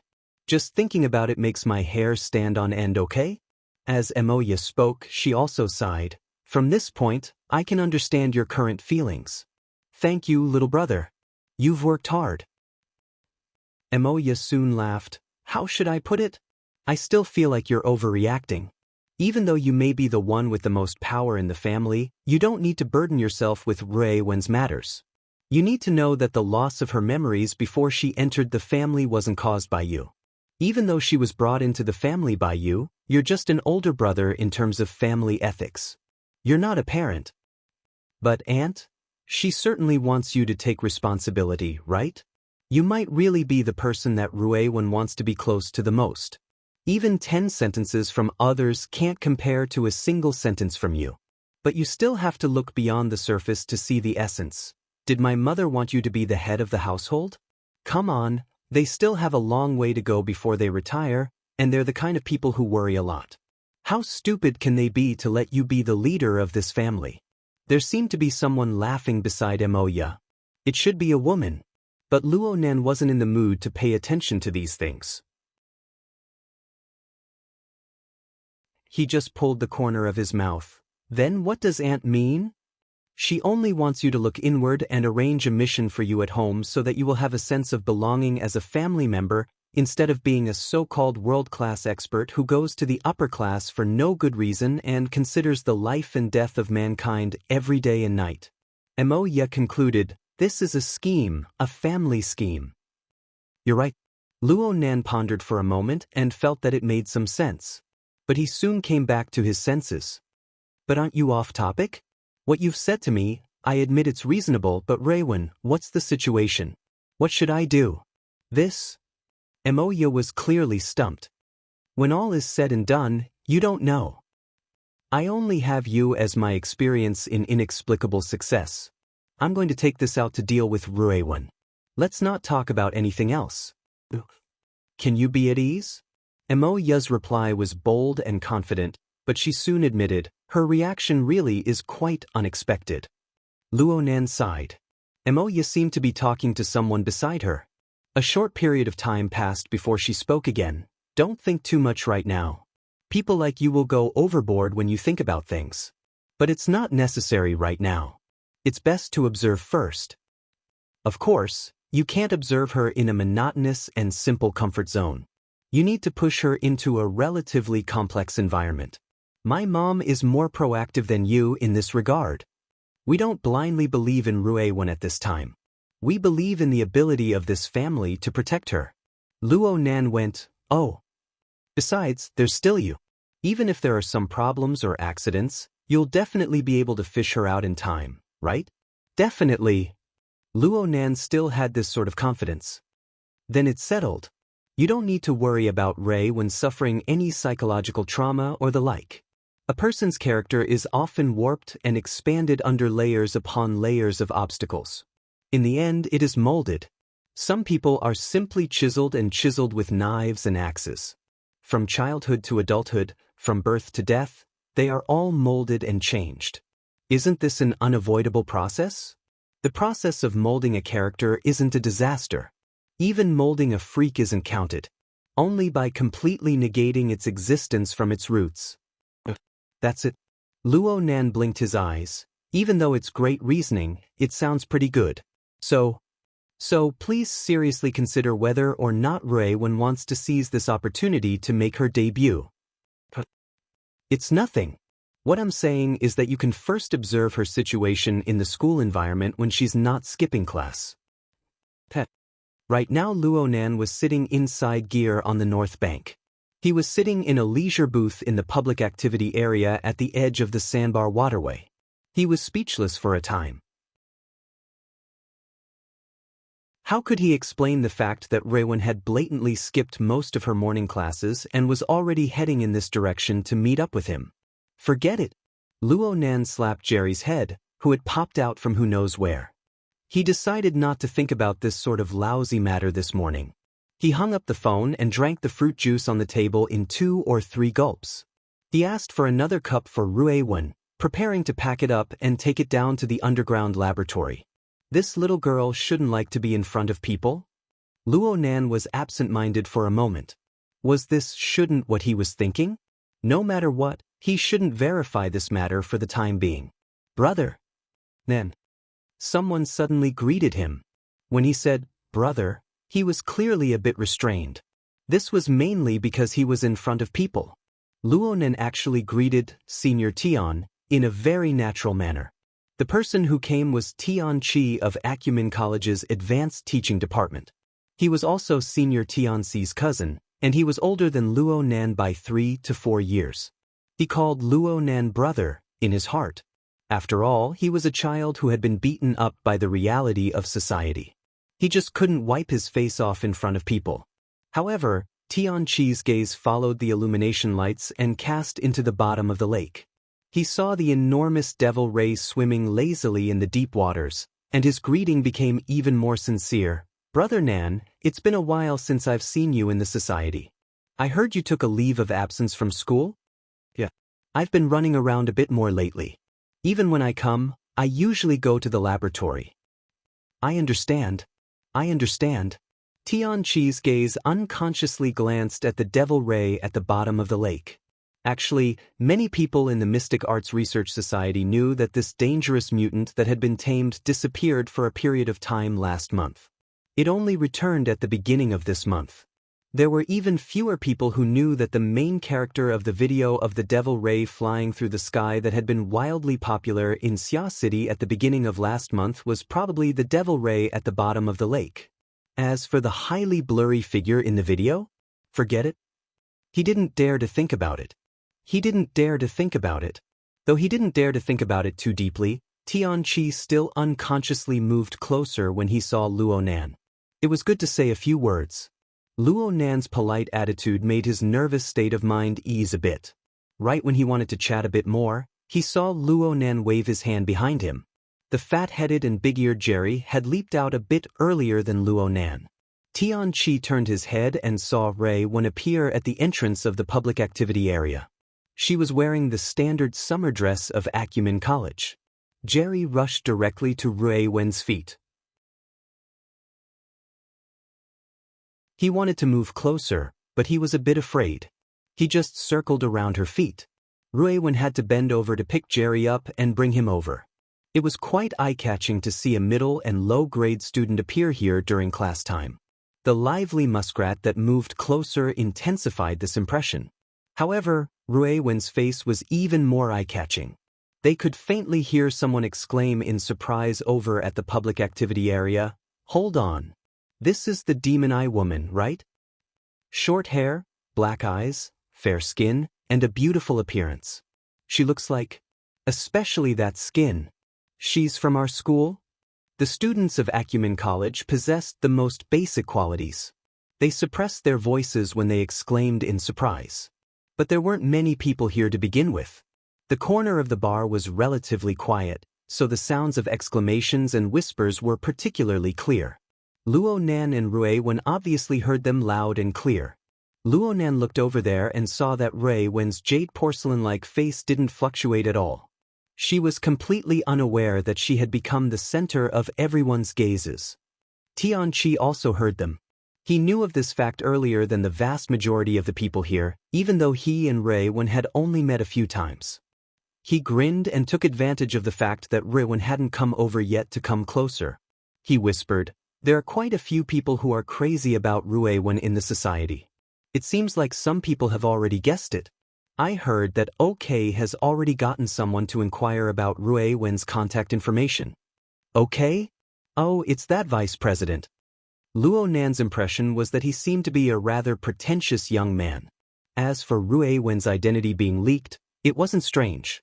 After all, this little girl was a frequent customer of the Mystic Arts Research Society. Her appearance and temperament were especially outstanding. It was very normal for her to leave an impression on others. Luo Nan smiled at Tian Chi. "Rui Wen's here.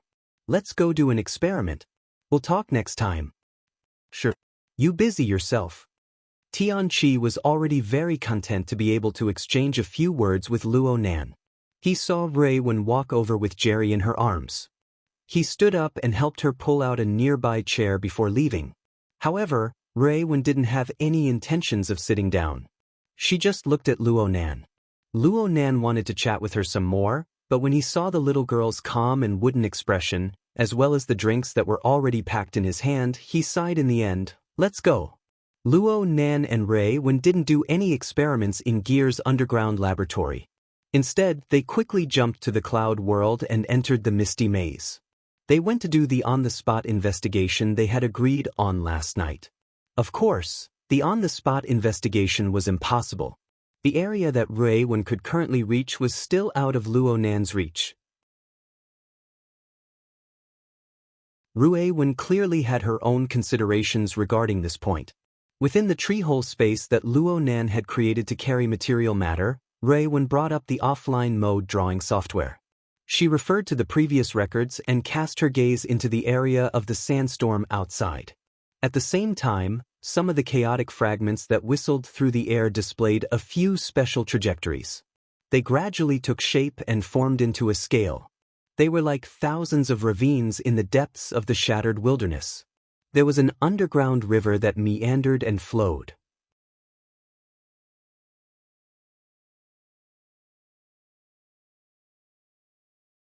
Chapter 11:16. Wow! Rui-Wen's move was very beautiful. Luo Nan knew that Rui-Wen had used some sort of method to transfer the sketches stored in her drawing software into the mist maze. This allowed the fragments of her domain to possess activity for a short period of time, becoming the medium for her drawings. This was similar to Luo Nan's previous demonstration using water vapor, but the difficulty was far higher. First of all, a domain fragment was a domain fragment. No matter how fragmented it was, no matter how sealed it was, its essence was still the direct embodiment of a law. Its material structure was countless times more complex than the water vapor that Luo Nan controlled. Regardless of whether it was material energy or soul force interference, the effects of such a carrier would be greatly reduced. Luo Nan had opened up the space of the tree hole within the misty labyrinth from nothing. He was the clearest about the difficulty of this place. Secondly, Luo Nan didn't see Rui-Wen operate this set of animations. She displayed the connections and rich details of the tens of thousands of drawings stored in the drawing software in an orderly manner. Yes, Luo Nan didn't see Rui-Wen's manual operation when she demonstrated the animation. At the very least, he didn't see the follow-up operation at all. Rui-Wen just gave him the initial power, and then all the changes naturally occurred and continued to evolve. It was as if Rui-Wen had programmed the fragments of this boundless domain beforehand. As long as a switch was pressed, all the fragments would operate according to the preset rules. Something didn't seem right. Luo Nan faintly felt a bit awkward. He wanted to analyze it more seriously, but the content that Rui-Wen displayed attracted his attention at this time. This seems to be... Luo Nan snapped his fingers, and the lens nebula suddenly expanded from a miniaturized state at the very center of the second level of the tree-hole space. It was like a gradually magnified starry sky seen in a lens, revealing more and more details. It was useless to have too many details. Of course, Luo Nan was able to see that Rui-Wen's drawing had been simplified to a certain degree. He had scaled the lens nebula to a similar scale, making it a bit more intuitive. Luo Nan made a slight comparison and came to a preliminary conclusion. This radiation zone hasn't been monitored yet, and you're relying on the inner layer. You don't want to live anymore. He unconsciously raised his voice and glared at Rui-Wen. You're already listening in, Raven replied. There's no result at all, okay? If you take another step forward, won't you run into the Sunwheel Extreme Prison? Do you still want to live? It's still a long way off. Rui-Wen's reply was even simpler. Luo Nan pressed her head. Is the concept of near and far appropriate here? Rui-Wen remained silent. As long as Luo Nan had the time in the near future, he would certainly go to the tree-hole space to conduct an eavesdrop. He would also make the relevant records. He would combine the boundless fragmented data with Rui-Wen's search records to slowly trace the outline of the misty maze. He didn't dare to say that he had a complete grasp of it, but he had a general understanding of it. The core of the maze was, of course, the Sunwheel Extreme Hell. It was a place where the two unimaginable forces of order and chaos locked together. It was both violent and balanced. Luonan didn't know how far the other side was from him. The concept of near and far wasn't suitable to be used here. All he could sense was the pull and radiation of this powerful existence. It was very likely that what he had been paying attention to all this time was just a projection. The main body was still countless light years away. But it was also possible that he would fall into the fatal gravitational sphere if he took another step into the misty labyrinth. It would be impossible for him to climb out. Luonan had consecutively created two world-class events, the light of the polar domain and the daytime nightmare, within half a year. He understood the terror of the Sunwheel Extreme Hell better than anyone else. Therefore, he could only stay a respectful distance away. He even had to intentionally distinguish and avoid the eavesdropping. The remaining areas that could be eavesdropped and traced were the main parts of the lenticular nebula. Basically, they were the perceptible areas that had been contaminated by the local space-time rules of Earth. Luonan made a simple division of them. The first type was the radiation zone. It seemed that the two grand forces of the Sunwheel Extreme Hell had collided in opposite directions within these areas. It was unknown how many years had passed since the collision, but the shockwaves were still tenaciously continuing without stopping. Of course, it was more likely that they were affected by the powerful and contradictory radiation of the Sunwheel Extreme Hell, resulting in the continuous impact and collision. They also carried out a complex fusion. It was as if they were verifying the interlocking equilibrium of the Sunwheel Extreme Hell, but they weren't completely successful. This was the main melody of the misty labyrinth. The other type was the safe zone. Luonan's Luo clan Sandwich Domain, which bore the space of the tree hole, was located in the relatively quiet periphery. These areas were clearly affected by the local space-time of Earth. They were the main forces that collided and formed the cloud world. Currently, they could be considered the underlying structure of the cloud world. Strictly speaking, the distribution of this structure didn't have the concept of up, down, and four directions. The division between the inside and the outside was very blurry. It was highly complex and highly distorted, going against the daily experience of humans. It wasn't even easy to describe. The lenticular nebula only displayed a distorted projection. In essence, it was still a database. A deeper analysis was needed. Luonan's daily eavesdropping on the misty labyrinth was like a passive radar. Although the amount of data he processed was large and there was a lot of noise, he was able to avoid making contact with the Sunwheel Extreme Hell. He did the basic work bit by bit. It was solid and safe. He wasn't the only one who was safe. Ruiwen was safe as well. As long as he was effectively eavesdropping, the little girl should be able to come and go freely in the safe zone and even within the range of the eavesdropped on the radiation zone with her ability of body and soul merging. From Luonan's perspective, Ruiwen's reconnaissance shouldn't have been done with the mindset of taking risks and searching for treasures. Instead, she should have helped his eavesdropping to carry out verification. Actually, it was precisely Ruiwen that allowed Luonan to take many detours. She reduced a large amount of useless work. Luonan was able to quickly digest and absorb the results of his father's observations in the past month. If it wasn't for the requirements of the pseudoplane, damn. In the end, it was still his problem. Luonan was vexed. He couldn't help but press a few more times on Ruiwen's head. Things weren't over yet. Ruiwen had run into the radiation zone without effective eavesdropping. Her nature could be called dangerous, but it didn't have much to do with the awkwardness from before. Luonan calmed his mind a bit. The animation of Ruiwen's demonstration flashed endlessly in his mind. It corresponded with the area within the lens nebula that he had just begun eavesdropping on not too long ago. It was a familiar yet unfamiliar area. He tossed aside the details that he couldn't delve into and just locked onto the skeleton depicted in Ruiwen's sketch. It was probably a few relatively large fragments of the domain or the fusion of fragments. These large masses of things were manifested on the lens nebula in the form of a fuzzy halo of stars.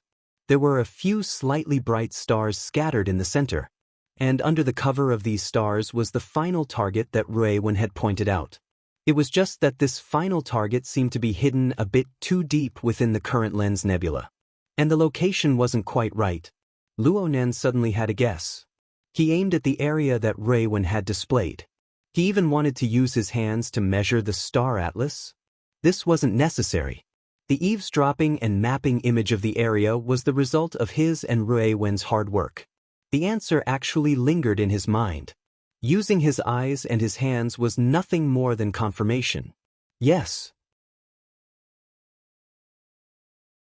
Strictly speaking, the image of the radiation zone without effective eavesdropping on the lens nebula was different from the final image of Ruiwen's demonstration. And it wasn't the same as the one at the very front. Luonan felt that Ruiwen's drawing skills were immature at first. Her simplification wasn't appropriate enough, resulting in a distortion. But now, let me see those drawings. Ruiwen obviously wouldn't refuse. She immediately brought up the work area and displayed the tens of thousands of drawings in the background. Due to the large amount of data to be processed, the refresh process wasn't too smooth. Luonan couldn't care about this. He directly got to work and quickly flipped through the work area, flipping through these drawings from front to back. This could more or less be considered a manual broadcast of an animation. But the broadcast didn't take too long. Soon, the first half of the several thousand drawings arranged in order appeared. If the evolution process displayed by these several thousand drawings was described as a 10-second video, then the one Luonan locked onto would be in the region of half a second. Though it had undergone simplification, it highly corresponded with the structure of the star atlas displayed on the lens nebula. There was practically no difference. It seemed that this one was the present. Then, Luonan pursed his lips and turned his head to begin controlling the lens nebula. There was no doubt that the structural details of the mist labyrinth were constantly changing. One had to accept this in order to observe it accurately. One had to adapt to this. For this reason, even though the data that constituted the star atlas could be described as a sea of data, both Luonan and Luo Zhongheng did their best to preserve the crucial process data. They recorded the instantaneous appearance of every node of the mist labyrinth. Blurry was counted as well. Luonan was tracing back to the previous records. He slowly pushed the structure of the mist labyrinth displayed on the star atlas forward. Actually, he was completely capable of retrieving a single photograph. Even if the lens nebula was intrinsically distorted and unreal, the astronomical amount of data was placed there. It would consume quite a bit of mental effort to realize the dynamic changes. But Luonan felt that it was very necessary. Thus, after approximately 5 days or so, it was still the same cluster of stars that alternated between light and dark. However, the main skeleton that was constructed from the bright stars, after a slight adjustment of the angle and position, astonishingly formed a nearly perfect correspondence with Ruiwen's initial sketch. Luonan also confirmed a step further. This process of tracing back was simply the first half of Ruiwen's demonstration animation, played backwards. Alright, this is the past. Then, the ones that haven't been monitored yet? Are they the future?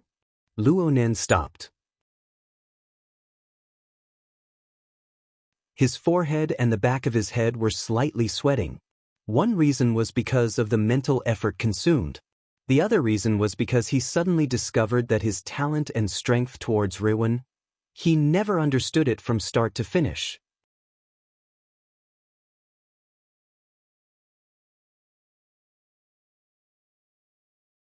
Chapter 11:17.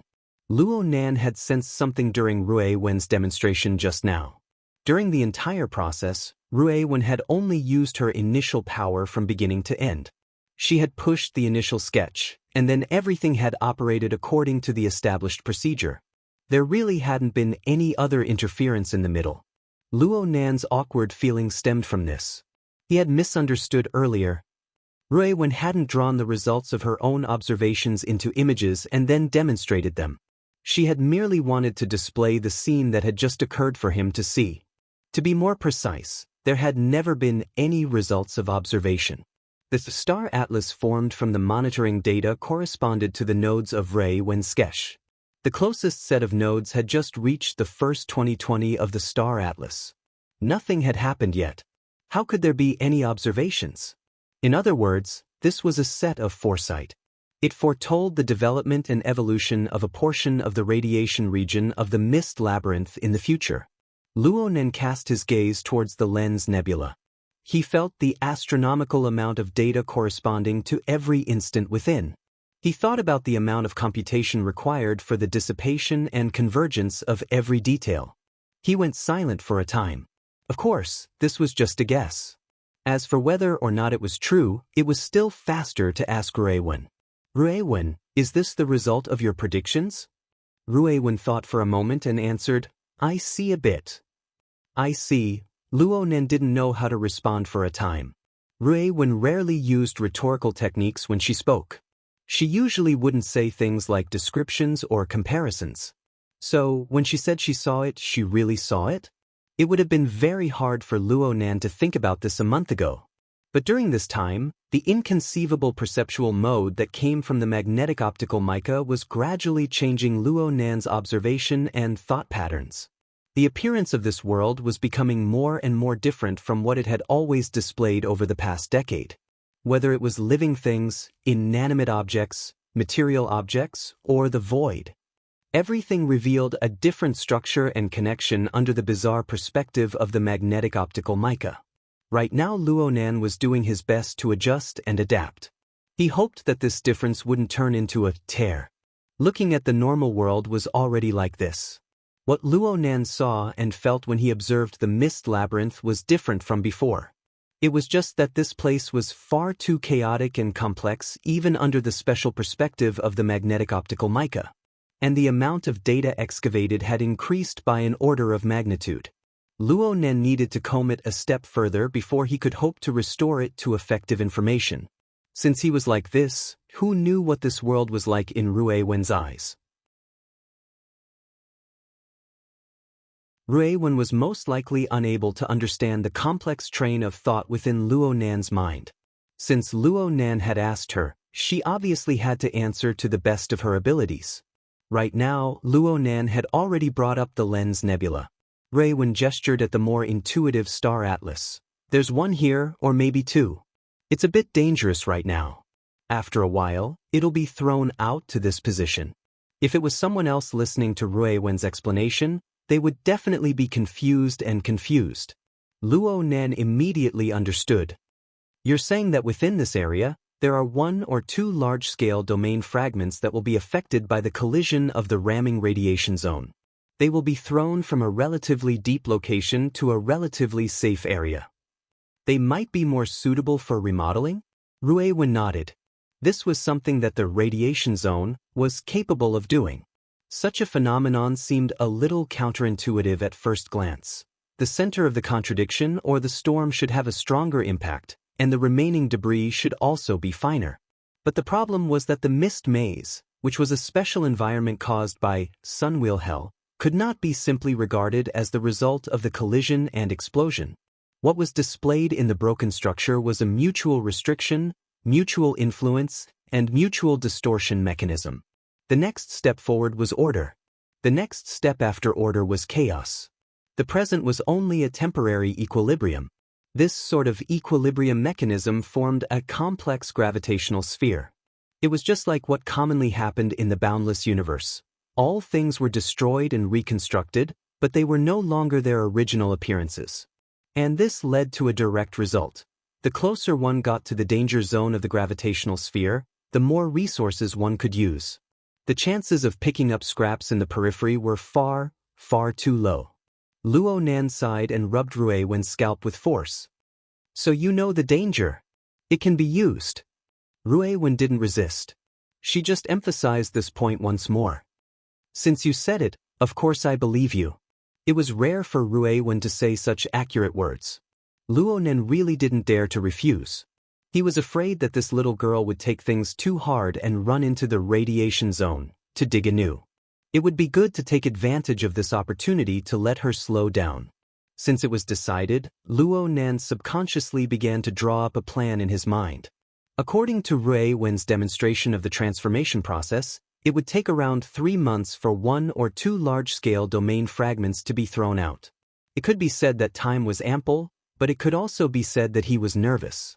First, he needed to conduct a step further of monitoring. He needed to gather more data and verify the trend of transformation that Rui demonstrated. Doing this to the radiation zone would more or less require some risk. It was just that it couldn't be compared to what Rui had experienced. Naturally, he needed to arrive there and make contact with that place. Only then could he truly confirm and carry out the transformation project. But even at the end of Rui's demonstration, the location of the large-scale fragment was at the edge of the radiation zone. This edge wasn't a simple outer region. It was a relatively safe zone within the distorted maze structure. He needed to properly plan his route if he wanted to arrive. This was a very severe challenge. If he failed, he would fall into the radiation zone. He would be pulled by the gravitational sphere, and it was very likely that he would have to face the onslaught of the Sunwheel Hell once more. In other words, I need to make preparations to detonate and endure the daytime nightmare once more. At least once. Luo Nan muttered to himself as he sorted out his thoughts. In this case, he needed to wait until the altar's spiderweb was completely restored for the sake of safety. Only with this safety net could he buffer and precipitate the flood of information that he was unable to digest.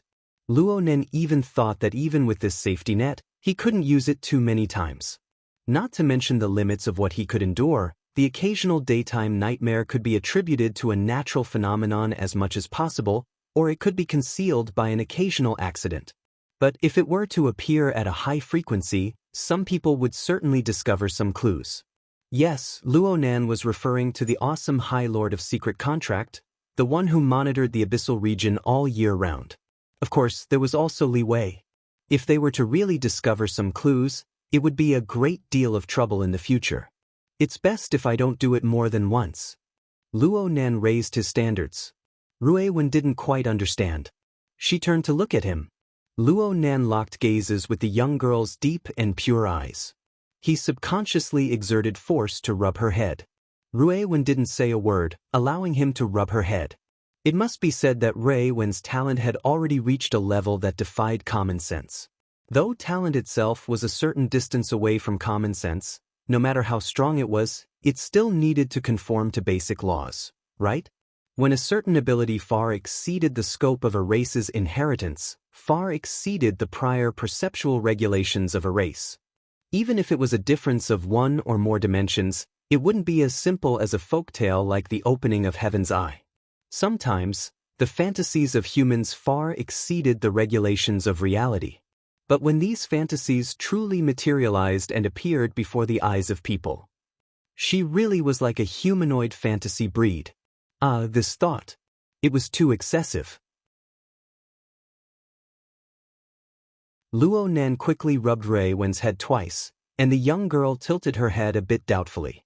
Luo Nan increased his strength and revealed a smile to the young girl. But at this moment, he couldn't avoid letting go of his thoughts. Was Rui's ability really a talent that belonged to humans? If it was, where was the foundation? If it wasn't, where did it come from? Well, Luo Nan could roughly guess a bit. After leaving the misty maze, Luo Nan let Rui return to class. He quickly dialed a number. Mr. Blood Demon, I want to ask you about something. Right now, Blood Demon was already a key figure in Luo Nan's communication with the Eye of Secret Deeds and the Starry Sky Club. This person was deeply involved in the follow-up global census project. Everyone was already very familiar with each other, so Luo Nan bluntly asked, "How much do you know about Li Wei's Apocalypse Laboratory and the Bloodline Project? Why did you suddenly think of asking about this?" The Blood Demon chuckled. It was obvious that he was adjusting his mind. "Aren't you preparing for the global census? Speaking of which, I've been waiting for you here in Ha City for quite some time. It's a mess over here." Luo Nan was a bit dissatisfied with Blood Demon's vague attitude. He responded, "Can I investigate the Bloodline Project in Ha City?" "Oh, what rumors did you hear?" Blood Demon's tone tightened a bit, becoming much more solemn. It seemed like there was a mistake. Luo Nan's mind stirred slightly, and his words became a bit vague. There weren't any rumors. I'm just interested in a few special talents. Blood Demon responded with a question.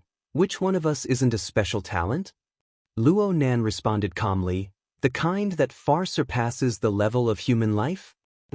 In any case, it's not me. Blood Demon laughed heartily as if he had heard the most absurd joke in the world. Okay. I have a general idea of what's going on. As for the Apocalypse Laboratory, to be honest, I've researched and understood them before, but I'm basically at the level of hearing wind and rain. There's no harm in asking more questions. Combining the opinions from all sides will never deviate too much from the truth. That's not necessarily true. The Apocalypse Laboratory is different from the Deep Blue Laboratory. The Apocalypse Laboratory is Li Wei's old foundation. It's a treasure. What's released right now might all be interference bullets. The Bloodline Project is also interference bullets? That depends on what kind of Bloodline Project you're talking about. Blood Demon listed them one by one. Is it a project to restore the youth of those old fellows whose necks are buried in the soil? Or is it a project to help humans unlock the genetic lock and make breakthroughs on the path of evolution? Or is it the legendary perfect template that can be used as a reference? Luo Nan thought for a moment. I feel like our tastes are about the same. Which one are you most interested in? Oh my, I'm really overwhelmed by the favor. Blood Demon was laughing and laughing on the surface, slippery and slippery, but he was very cooperative when it came to this. If it were me, I would obviously be more interested in the perfect template. Luo Nan muttered to himself. I remember Black Lion saying that the Bloodline Project is conducted with reference to the perfect template for research. Don't blame me for biting off more than I can chew. The connotation and extension of the word perfect is enormous. Blood Demon interrupted Luo Nan's words. What level is perfect? A perfect person lives for over 100 years, never escaping from birth, old age, sickness, and death. A perfect God. That's a level that our imaginations can't reach. Someone came up with this kind of name. He's up to no good. Luo Nan frowned. The main point of your words is. The main point is still the name. Blood Demon chuckled. Don't you want to confirm this? You're tuning in to the Passion Pages YouTube channel. We're so grateful for your support, and don't forget to subscribe to join us on this incredible journey through captivating stories. Your generosity through donations truly makes a world of difference, as it's the primary source of revenue that allows me to expand and enhance this channel for you. Thank you from the bottom of my heart for being a part of this adventure.